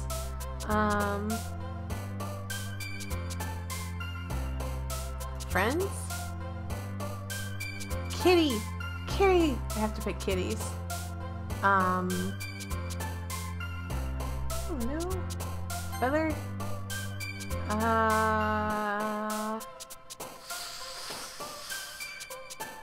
Sing.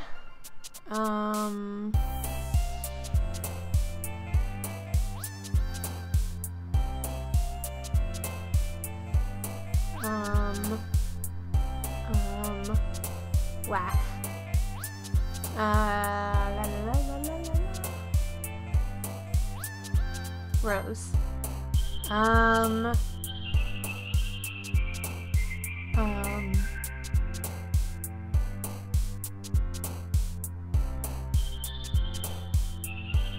Bouncy?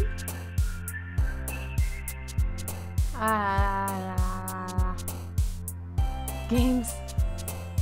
I love games. Doki Doki. Whirlwind, Despise, Strawberry, Determination, Sunny, Charm, Meager, Infinite Twirl. Doki Doki. La la la la la la la la. Cheer. And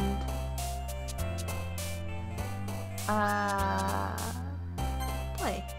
Alright. We'll see how that goes. Another day passes and it's time for the club meeting already. I've gotten a little more comfortable here over the past couple of days. And entering the club room, the usual scene greets me. Oh, yeah. Yo, Sayori. Looks like you're in a good mood today. Yay! I'm just still not used to you being in the club, that's all. I see. It's a pretty simple thing to get you in a good mood. But I guess it's always the simple things with you anyway. Speaking of which, I'm kinda hungry. Will you come with me to buy a snack? No, thanks. That's not like you at all. I have my reasons. Why don't we take a look at your purse, Sayori? Oh, she's gonna make me pay for it?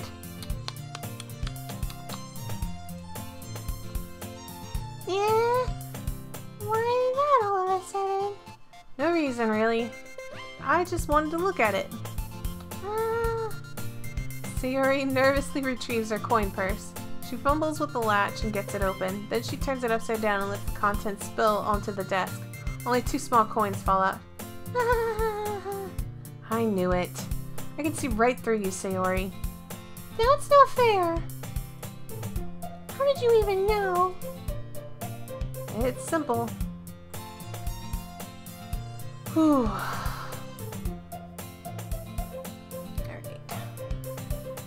We have like about 40 more minutes and then I need to take like an hour break to get lunch, and it might be a little late when I get back because I have to actually make a stop at the post office. And I don't know how long the post office will take. Hopefully not long. If you had enough money in the first place, you would have brought a snack before coming to the classroom. So either you're not hungry and wanted an excuse to take a walk, or you planned to conveniently forget that you spent all your money so that I would lend you some. But here's one more thing. You're always hungry. So that leaves only one option. I give up. Don't make me feel guilty. If you feel guilty, then that means you deserve to feel guilty. Yuri suddenly giggles. Yeah. I didn't notice that she was listening in. Her face was in her book, as always. I wasn't listening or anything. It was just something in my book. Yuri! Tell Doki to let me borrow some money. But that's... Don't get me involved in like that, Sayori. Besides, you should only buy what you can responsibly afford. And frankly, after pulling a mischievous little stunt like that, your suffering is far enough retribution. Did I just... I didn't mean that. I got too absorbed in my book. I really like it when you speak your mind, Sayori. It doesn't happen much, but it's a fun side of you. There's no way you could think that. You're right, though. I did something bad and now I have to accept the revolution. Retribution. That! Still, coming from you, Sayori. Guess there's a little devil inside all of us, isn't there? Don't let her fool you. Sayori knows exactly what she's doing. After all, she told you guys she was bringing me to the club before she even told me. You wouldn't have come if it weren't for the cupcakes. So I had to trick Natsuki into making them. Come on. Oh wait. Come on. Give me more credit than that, Sayori. Yeah. Out of nowhere, something smacks Sayori in the face and tumbles onto the desk. Ow! What was? Natsuki probably threw something. Yeah. A cookie! Sure enough, it's a giant cookie wrapped in plastic. Sayori glances around. Is this a miracle? It's because I paid my restitution. Retribution. Actually, that one almost worked. I was just gonna give it to you, but then I heard you blab about the cupcakes. It was totally worth seeing your reaction though. Yeah, Natsuki. That's so nice of you. I'm so happy. Sayori hugs the cookie. Jeez, just eat it. Sayori rapidly tears open the wrapper and takes a big bite. Oh, good. Sayori suddenly claps her hands over her own mouth. I bet my tongue. You're going through a lot over just one cookie. Natsuki takes a bite of her own cookie. Ah, yours looks really good too, Natsuki. Can I try it? Jeez, beggars can't be choosers. But yours is chocolate. Yeah? Why do I think I gave you that one? Fine. Still, I'm really happy that you shared this one with me. Sayori gets out of her seat and goes behind Natsuki and then wraps her arms around her. Oh, jeez. I get it. Cookie still in hand, Natsuki reaches up to nudge Sayori off of her. Sayori suddenly leans down and takes a bite out of Natsuki's cookie. Hey! Did you seriously just do that? Woohoo! Mouthful, Sayori trots away to safety. Yuri and I laugh as well. Jeez, you're such a kid sometimes. Monika, can you tell Sayori? Eh? Natsuki glances around. Monika is in the club room. Where's Monika anyway? Good question. Have any of you heard anything about her being late today? Not me. Yeah, I haven't heard either. That's a bit unusual. I hope she's okay. Of course she's okay. She probably just had something to do today. She's pretty popular after all. You don't think she has a... No. Throat, please don't do that. Not right there.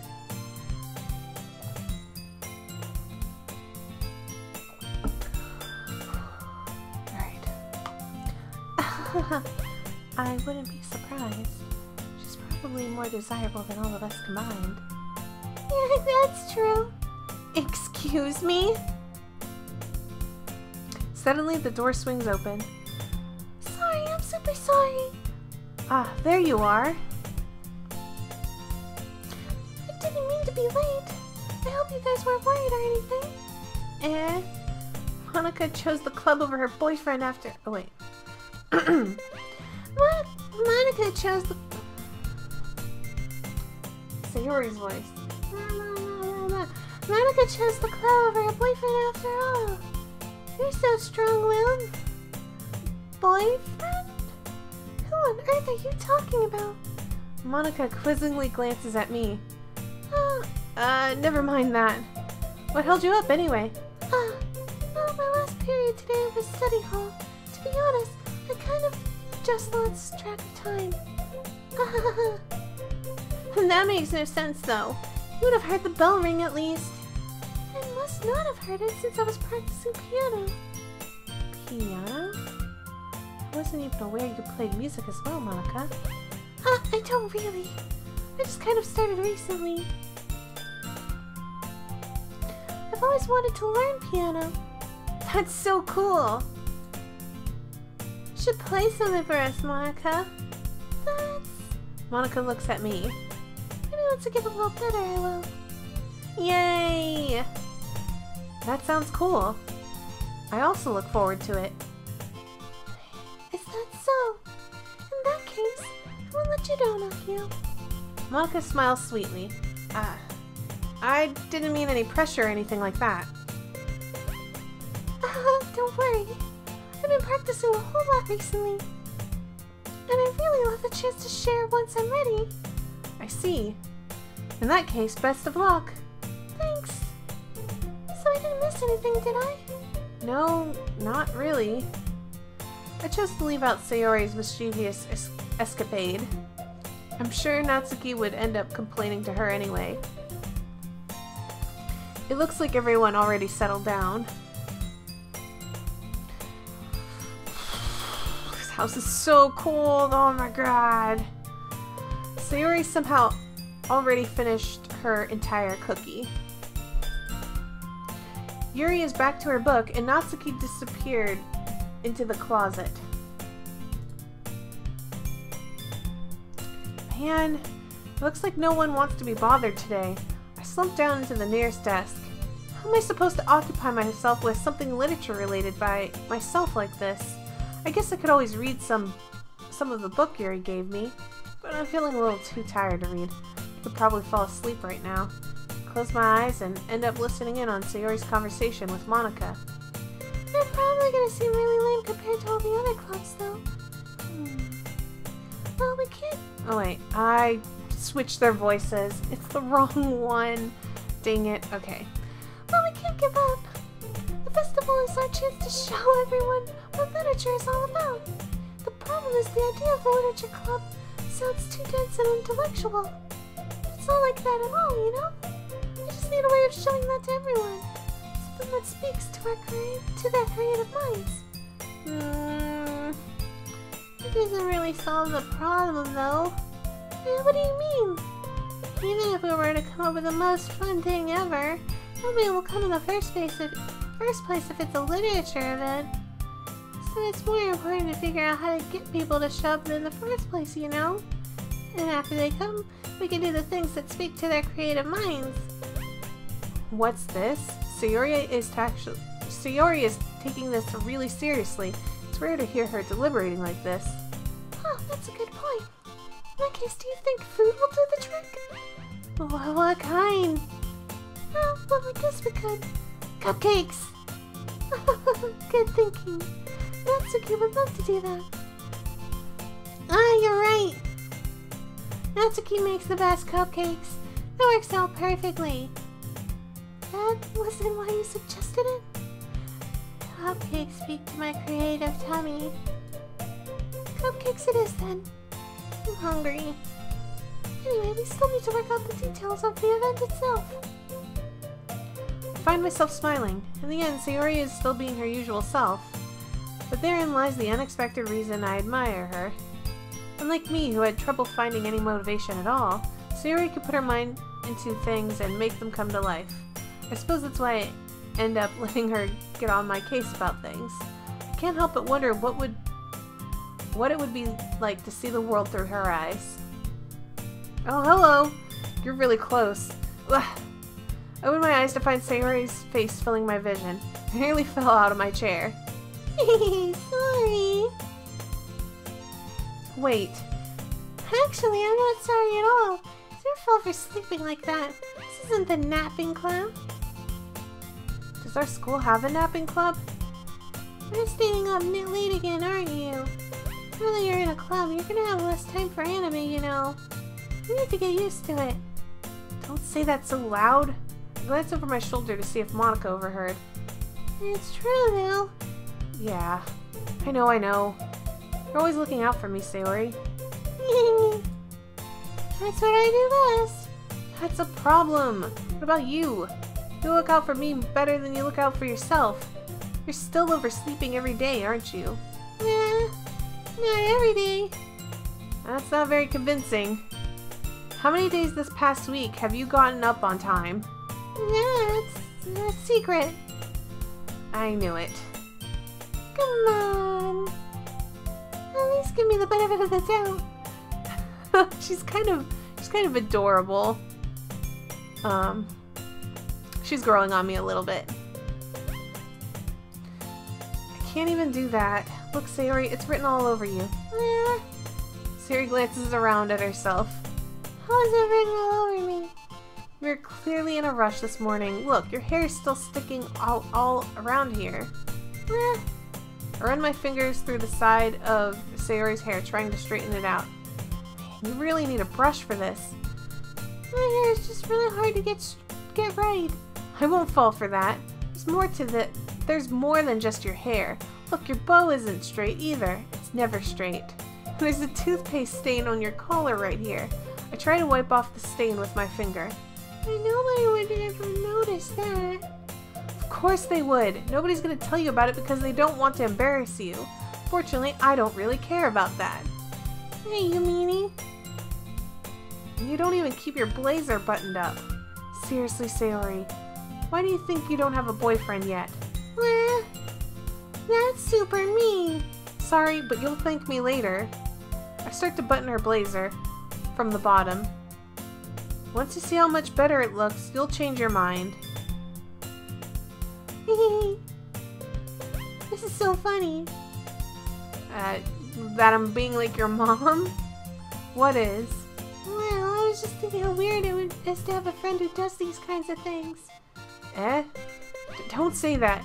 You're making me feel weird about it, stupid. It's okay though. I'm happy we're like this. Are you? I guess. Hey, be careful. The button might come off. Why is this one so hard to close? I struggle to fully close the button near her chest. Does this thing even fit you properly? It did when I bought it. Sigh. If you ever buttoned it, you would have noticed sooner that it doesn't fit you anymore. What are you smiling about? It means my boobs are getting bigger again. Don't say that out loud. Anyway, much better now, so... guess it feels strange to see Sayori's blazer buttoned up like that. It's so stuffy. What? It's so ridiculous. It's not worth it at all. Sayori hastily unbuttons her blazer once more. Phew! That's so much better. Sayori puts her arms out and twirls around. So if I keep it unbuttoned, then I won't get a boyfriend, right? What kind of logic is that? Why are you saying it like it's a good thing? Oh, wait. Oh, I got those lines mixed up. And why are you saying that like it's a good thing? Because if I had a boyfriend, then he wouldn't let you do things like this. And you take care of me better than anyone else would anyway. That's why I'm keeping it unbuttoned. Stop saying all these embarrassing things. I didn't say anything embarrassing. Jeez. Well, anyway, just focus on trying to wake up a little earlier. Only if you focus on going to bed earlier. Fine, fine. It's a deal. Yay. Yes, we really are better at taking care of each other than we are at taking care of ourselves. Yeah, I guess so, huh? So maybe you should come wake me in the morning.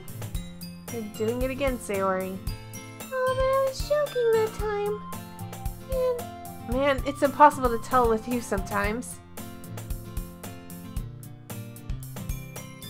Okay, everyone. Monica suddenly calls out. Why don't we share the poems we wrote now? Yay! I can't wait to read yours. Yeah, same. Failed to sound enthusiastic, but Sayori still trots away to retrieve her poem. Okay, let's talk to Monica first. Oh. Hi again, Akio. How's the writing going? Alright, I guess. I'll take that. As long as it's not gonna be bad. I'm happy that you're applying yourself. Maybe soon you'll come up with a masterpiece. I wouldn't count on that. You'll never know. Want to share what you wrote for today? Sure, here you go. I give my poem to Monica. Alright, I like this one. Makes me think of something Sayori would like. Okay, so Sayori would like this. Okay. Is that so? You and Sayori are really good friends, right? I guess so. I wouldn't be surprised if you had some sort of things in common. Well, we may be good friends, but Sayori and I are really different. Well, that may be the case. But maybe there are also some similarities that you wouldn't expect. The way she talks about you, it sounds like the two of you really care about each other's well-being. Even if you show it in different ways, it ends up being more similar than you think. So, is Monica like the... in like some... Okay, in some visual novels, there's always like the character that's not romanceable, but like gives you advice on how to like bond with the other girls. Is that Monica's position? Is she just like the helpful aide? Obviously, I can't read the chat, so I have no idea what you guys are responding with. But I'm guessing maybe, because she's just giving me advice. So I guess maybe there's not a route for her. That's a shame. Alright. Even if you show it in different ways, it ends up being more similar than you think. So I think that's the kind of vibe I get when I'm reading your poem. Sure you're not reading into it too much? It could be. Oh gosh, I sound like Yuri. But in any case, the Yuri's writing has a kind of gentle feel to it. I can tell that she likes exploring with emotions like happiness and sadness. Who knew that someone so happy would enjoy things too? Yeah, that's totally unexpected. Well, to each their own. And you shouldn't be afraid to experiment a little bit either. But anyway, you want to read my poem now? I like the way this one turned out, so I hope you do too. Alright, let's take a look. Alright. Save me. The colors, they won't stop. Bright, beautiful colors. Flashing, expanding, piercing. Red, green, blue.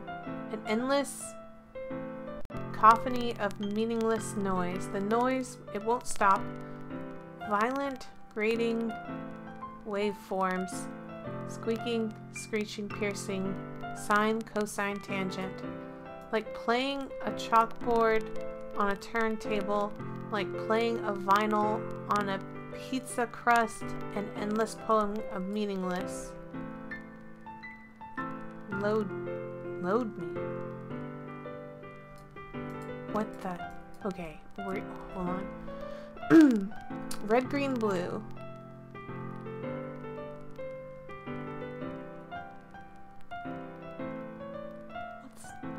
What's red, green, and blue? Red, green, blue.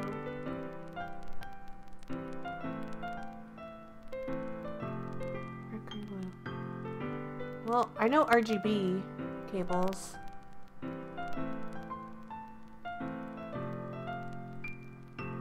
Red, green, blue. An endless cacophony of meaningless noise.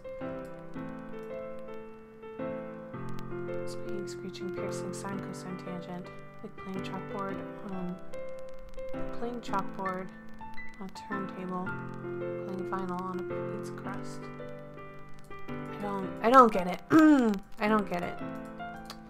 I don't get it. It doesn't make sense. Your poems are difficult. Your poems are complicated. I don't get it. It's far too deep for me. I need stupid poems like Natsuki's. It's even more abstract than your last one, huh? I guess it's just the way I write. I'm sorry that you don't like it. No, I never said that. It's just the kind of thing I've never really seen before, I guess. I kind of like playing with my space on the paper. Choosing where and how to space your words can totally change the mood of the poem. It's almost like magic. The way I wrote the lines really short makes it feel like they're trying to speak over the noise. I see. It's still hard for me to tell what it's about, though. Sometimes asking what a poem is about isn't the right question. A poem can be abstract as a physical expression of a feeling, or a conversation with the reader. So putting it that way, not every poem is about something.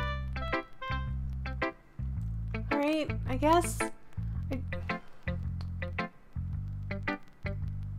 I don't know. It said load me. It sounded like she was, okay, like a lot of the things she was talking about seemed more digital this time. So like her first poem sounded like it was talking about peeping, and then this one's talking about like, I don't know, like maybe it's talking about like some sort of like TV static or something is the only thing I can think of, like some white noise. I don't get it though. I'm not too sure. I don't think I know. Okay. Anyway, here's Monica's writing tip of the day. Sometimes you'll find yourself facing a difficult decision. When that happens, don't forget to save your game. Is that what your poem was about? Saving?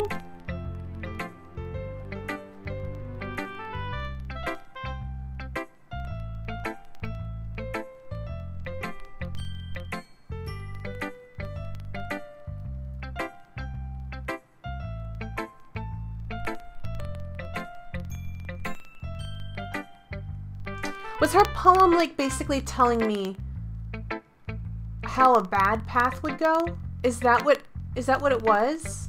Oh,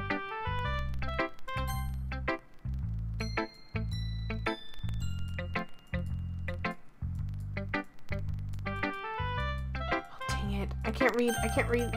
Poem's gone. Was she saying something about like if there's like something I need to do when I load? Is that what she's saying? Is that like there's something, if I come across something that situation? Okay, she said something about RGB, red, green, blue, and then something that sounds staticky, screechy. Is that like how that works? Because she's talking about saving the game, and then like at the bottom of her poem it said load game, so I'm guessing maybe she's trying to fill, like, because she's a character who should be like filling, I'm guessing she is the character that's supposed to be like guiding me down the romance paths, and she's like telling me advice on like how to play the game. She's the how to play the game visual novel romance guide. That is what she is. Okay, so I can't end up with her, which is sad because I really like her. Alright, it's fine. So she's giving me advice on how to play. Alright. You never know when you might change your mind, or when something unexpected may happen. Wait, is this tip even about writing? What am I even talking about? That's my advice for today. Thanks for listening. Alright. Well, I got a poem that Sayori would probably like, so I'm gonna go ahead and post this here. For her to read. Let's see. Akio, I really love your poems. I can't believe you've been hiding these from me. I'm not hiding anything. But your poems are so good. Yesterday and this one too. You can't tell me you haven't done this before. I mean, you're really the only one who feels that way. Yeah? No way. Not even Natsuki? Well, I guess Natsuki is the least likely to admit how much she likes something. But I don't think it's that. What do you mean? Well, I guess I'll be honest about it. It's a lot easier to write poems when I'm thinking about you. Stop thinking weird things, idiot. Just means that you're a really expressive person, I guess. How am I supposed to write poems about my own stupid life? But you somehow make everything in your life an adventure. Even the little things. Like cooking. Let's not talk about that. Wait.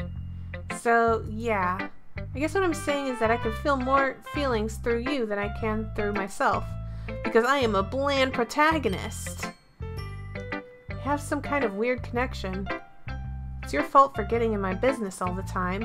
Well, I don't know if I understand. Sigh. I'll never understand when I try to explain things to you, do you? Wait. Hold on. You never understand when I try to explain things to you. You never understand when I try to explain things to you, do you, Sayori? I pat Sayori's head. Hey! I'm not a kid, you know. Are you sure about that? Maybe. Sayori starts fiddling with her pencil between her hands. I help you. You give me your poem. I kinda wanna keep it. Huh? Why? Because, well, it's the first time you've written something for me. Yay. Sayori, you completely misunderstood. I didn't write this for you. Yay. Sigh. Are you even listening anymore? Oh, whatever. I'll give it to you when we go home. Really? Snap. Ah! I broke my pencil. Sayori hastily bends down to pick up the pieces she dropped, but being inattentive of her surroundings, she bumps right into me. Sorry. It's fine, it's fine. I'll get it for you. I bend down and pick up the broken pencil. Sayori clutches the desk beside her to support herself, knees shaking. I'm a little clumsy today. Let's sit down, Sayori. Yeah. I grab Sayori's arm and help her sit at the desk. Anyway, I still haven't read your poem. Oh! Sorry, I forgot about that. There's that stupid truck again. The recycling truck has to cycle back around 2 times. I hate that. It's so noisy. Alright. It's not good as yours. Jeez, don't worry. I'm sure I'll like it. Alright. Bottles. I pop off my scalp like... What the fudge? What? I pop off my scalp like the lid of a cooking jar. It's the secret place where I keep all my dreams. Little balls of sunshine, all rubbing together like a bundle of kittens. I reach inside with my thumb and forefinger and pluck one out. It's warm and tingly, but there's no time to waste. I put in a bottle to keep it safe, and I put the bottle on the shelf with all the other bottles. Happy thoughts, happy thoughts, happy thoughts, and bottles all in a row. What? Oh. What? Little balls of sunshine, all rubbing together like a bundle of kittens. I pluck one out.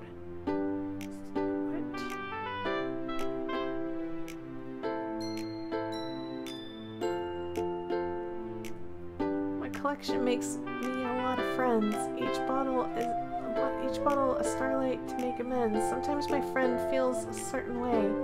Down comes a bottle to save the day. Night after night, more dreams.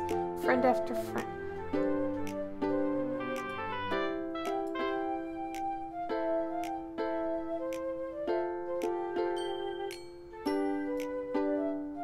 Friend after friend, more bottles. Deeper and deeper my fingers go.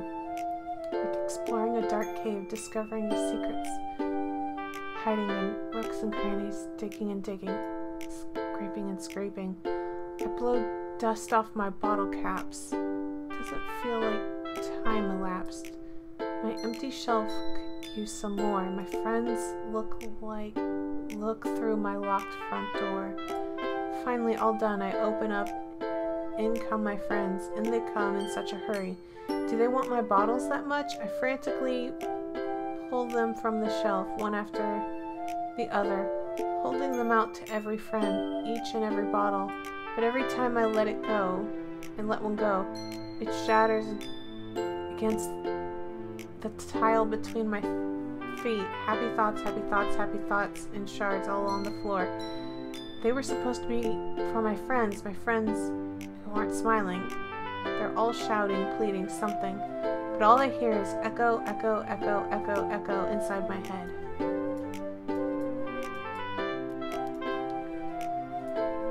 What am I supposed to analyze here? This top part is really... I don't... Okay, so... What is... I reach inside my... What is... Okay, so... Analyzing what this is...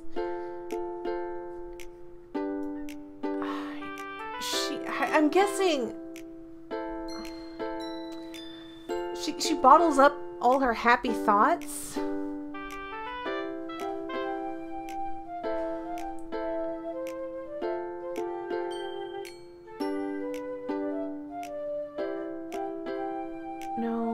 No, okay. Oh, okay. Got it. Okay. So she wants everyone to be happy all the time. So okay, I got it. So when a friend isn't feeling good, she's just immediately the happiness has to come out. Okay, I'm starting to get it. You're supposed to be for my friends who aren't smiling. Okay.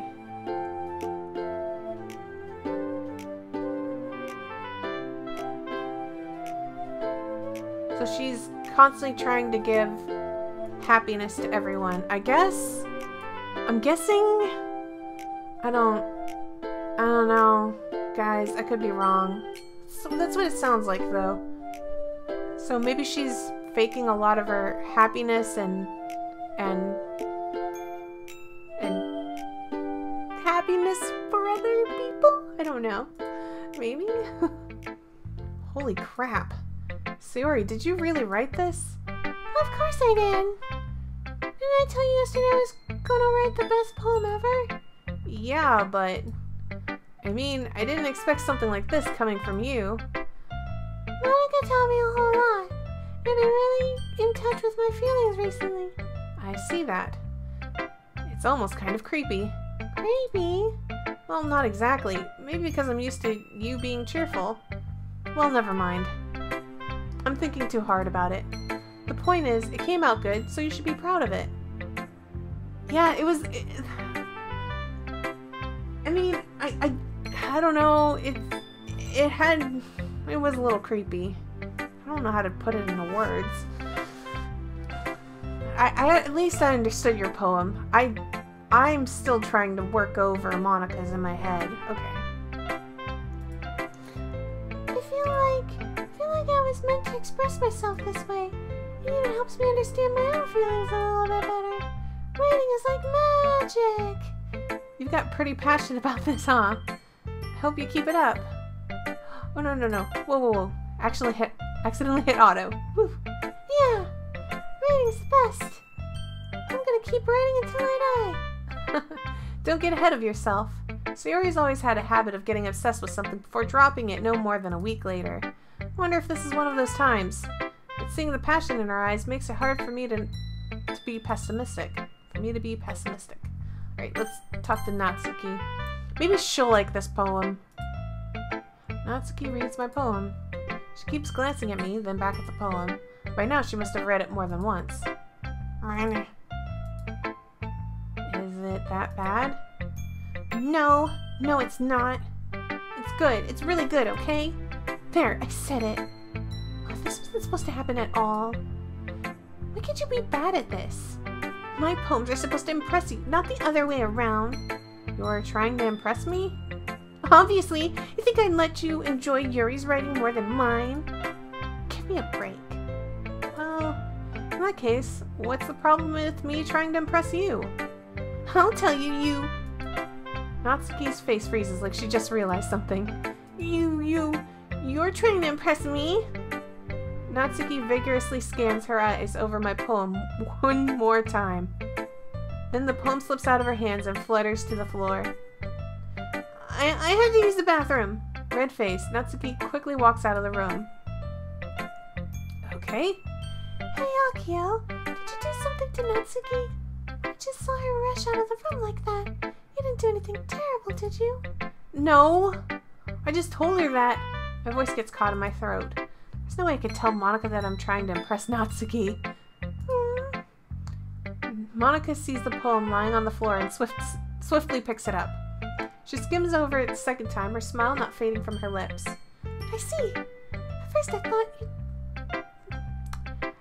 I just thought you liked her writing style, but you wrote this for Natsuki, didn't you? I mean, not really. In fact, didn't you like your poem a lot the other day, too? I'm surprised you know her taste so well already. Are you sure you're not cheating, Akio? Are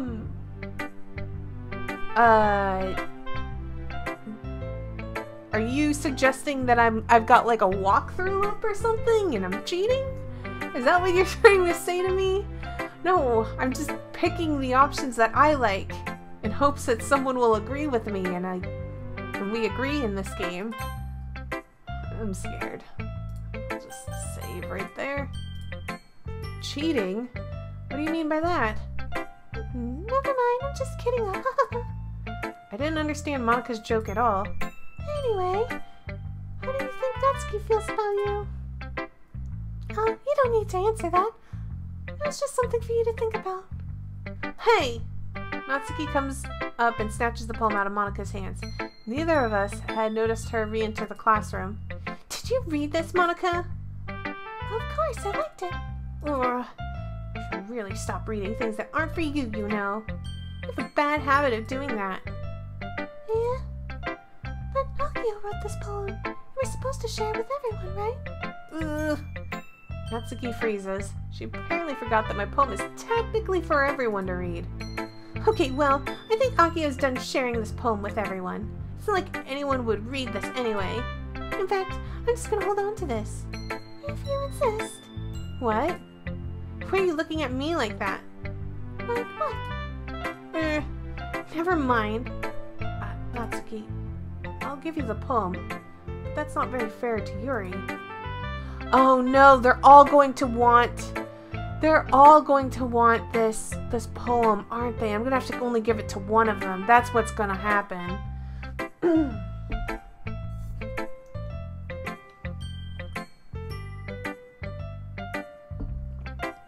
Crap.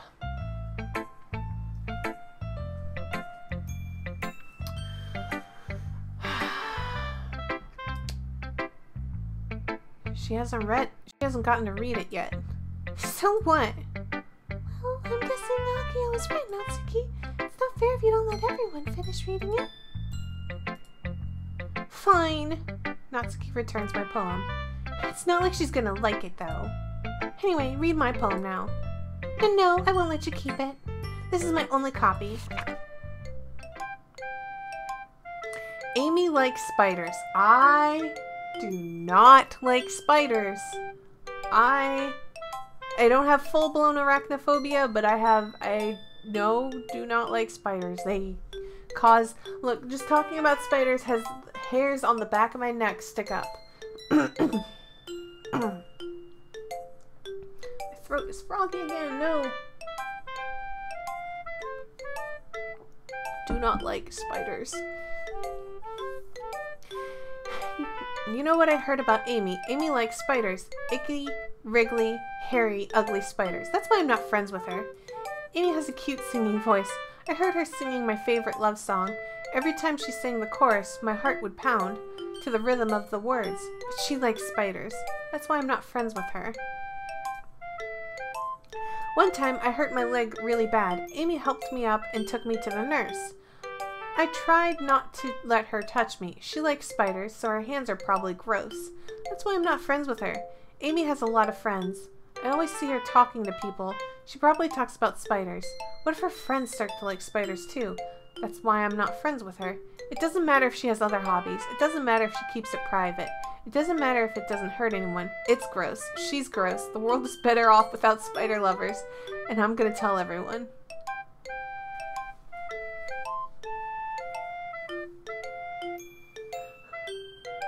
This poem. Is this even a poem? This isn't a poem.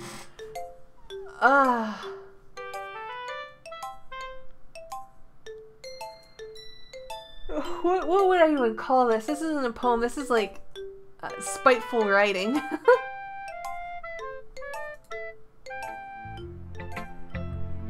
Not bad, right? And it's quite a bit longer than yesterday's. Yesterday's was way too short. I'm just warming up. Hope you didn't think that was the best I could do. No, of course not. Anyway, the message is pretty straightforward in this poem. I doubt I have to explain it. Sometimes you can explain complicated issues with much simpler analogies. And it helps people realize how stupid they're being. Like, anyone would agree that the subject of this poem is an ignorant jerk. Do you know people like that? Of course. It's about how everyone thinks my...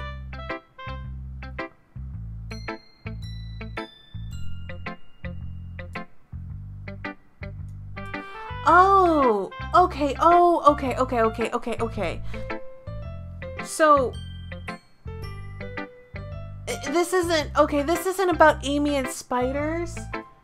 Oh, this is about her and manga. I thought she was like writing some sort of bully message. Okay, no. This is her explaining why she doesn't have friends. Okay. It doesn't matter, it can be about anything. I wrote it to be easy to relate to. Everyone has some kind of weird hobby or guilty pleasure. Something that you're afraid if people find out they'd make fun of you or think less of you. But that just makes people stupid. Who cares what people like as long as they're not hurting anyone and it makes them happy? I think people really need to learn to respect others for liking weird things. Well, you're definitely right. At least I can relate to that. I'm sure a lot of other people can too. It's what I do best, after all. I don't like writing unless there's a good message to take away from it. Like, conveying emotions is important, but I want to make people think, not just feel. Remember that. I'm gonna write a good one for tomorrow, too, so look forward to it. Okay, her poem was alright. Now that I understand it. Yuri! Are you still mad at me? Oh, it's almost 1. Okay, so it's 1 o'clock. Let me finish reading Yuri's poem, and we'll pick up after. Well, I want to try and do South Park though. All right. Well, I'm gonna try and do South Park. After I get back from my break after this. For disrespecting Natsuki yesterday, because reading this poem, now I know why you got mad at me. Because you prefer her writing over mine. That's not really true. Meaning, when I disrespected her, I disrespected you too, didn't I? Oh no. Yuri. Whoa. Hey Oliver, thanks for subscribing. I don't know why it was that, but I'm gonna have to fix that subscription thing. Alright. Let's see. You might be reading into this a little too much. How could I be so stupid? I always let these things happen. Whenever I think before I speak, I just come off as awkward and unlikable. But if I speak without thinking, the things I want to keep inside come out and make people hate me. Every noise in the world's going off. So please don't force yourself to be around me. What are you doing, cats? Wait, I guess it's one cat. What are you doing, Feeny? Knock it off. Alright. I know this is what Monica wants. It's not fair to you when you could be enjoying your time with Natsuki and Sayori. Yuri. Please. It makes it easier for me if you don't express any concern. Besides, I have my books with me. That's all I need. Yuri smiles sadly and puts her head down on her desk. I'm frustrated. I don't hate her, but it's as if she's not capable of listening to me over her own thoughts. I sigh to myself. All I can do is accept that that's how she is. If she wants to be left alone, then I have no choice but to abide that request. Oh, I didn't get to read her poem. Is that because... Okay, so I'm guessing I don't get to read her poem because my writing was only... Like, I only hung out with the other two girls. Okay. Well then. Oops. I didn't know. But, I mean, there's nothing I could really do about that.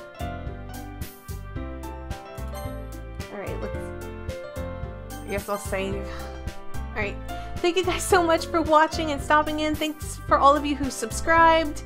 especially if you subscribe to me on Twitch. Thank for all of you who are following me on Twitch as well, because I am trying to put all my efforts towards there. I'm sorry that I wasn't able to interact and talk with the chat, but there were like spoilers getting posted, and I feel that I don't know if I'm alone in this feeling, but for one, for me, part of the reason why I play a lot of games is to not get spoiled. And two, I think a lot of people enjoy seeing someone playing a game blindly and not enjoy any, not get spoiled by something. So there's like the enjoyment from that. I'm sorry if something was spoiled to you guys in the chat. I'm gonna have to find a moderator to handle YouTube chat or something, and Twitch chat as well. I'll figure something out. Until then, I don't know. Chat's gonna be crazy. I just have to find someone who's gonna be responsible enough with coming in and monitoring the chat. And I'm also.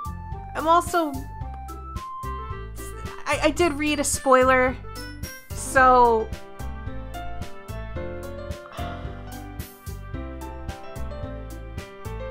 I don't know if it was a real spoiled thing, but if it was, the person basically told me the ending routes for all the characters. I've already tried to forget it in a way. I have multiple mods already on Twitch, but I don't have one for YouTube, so I'm sorry. Sorry. I'm just gonna, I think I already saved, but I'm gonna save again. When I come back, probably in like an hour or so, it kind of depends on how long I have to spend at the post office, and also I have to get food in my mouth. Hopefully in an hour, if not, no more than 2 hours. Oh, you know what? I can open up the chat right now. Hey chat! I can read you now. Also, yes, Malathar. Spoiler, F that guy. Yes. I don't know. I want to do. I think I need to do something for a couple of the series that I have. So I think what I need to do is I need to make like a place where people can spoil stuff. And I was thinking about like making either like a Discord chat or even like a Steam community chat. I think Steam community seems really good. I think most people have access to Steam on this planet. Okay, if it was this fake spoiler, that's good. But I think, you know what, I'm gonna still, I'm sorry, but I'm not gonna read chat anymore because I feel like there's the too high of a potential of me being spoiled. And things are getting a little weird, and I have a feeling I don't want to be spoiled. But I was thinking about making like a Steam community, and inside the Steam community, I can open up a thread for like, people don't just go crazy with spoilers in that Steam community. I'll have like a thread that's just like, Danganronpa V3 spoilers, and if you're just sitting there every day and you're just like, God, I really want to talk with someone about some of the stuff that Mina's thinking, and you can't obviously can't post it in the YouTube channel, like, oh, this is what's gonna happen. I think that might be best. So I think I might do that. I might go ahead and make that Steam community. Let me... Doki Doki. Where is... Okay. But yeah, I think I might try to, actually make that Steam community for you guys. I think it would just be fun for you guys to just post in there. Crazy Cat Lady self-talking was pretty amusing. Well, I basically tried to do the same thing I do with Danganronpa V3 because when I'm recording Danganronpa V3, I'm often just speaking to myself in hopes that like you guys can enjoy my thought process. But it's kind of weird because I want to interact with the chat, but Not if there's gonna be wild spoilers, so. And I'm too new of a streamer to have like really good dedicated mods at the moment, so it's a little difficult. But alright, right. Steam community. Let me do that now while I'm thinking of it. Community. Alright. What am I?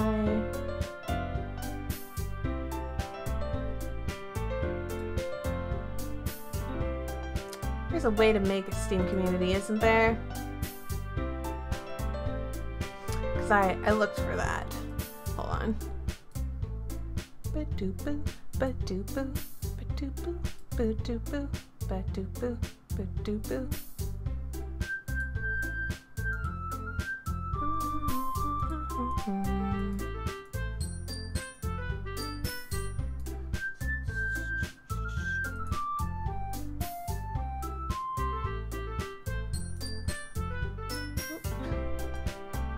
Excuse me. Let's see. I'll definitely watch the rest of the stream before I came here while waiting for the next stream. Yeah.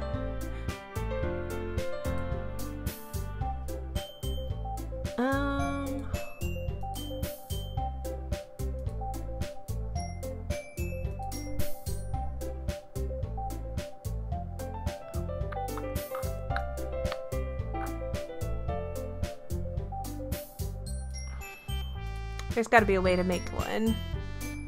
View.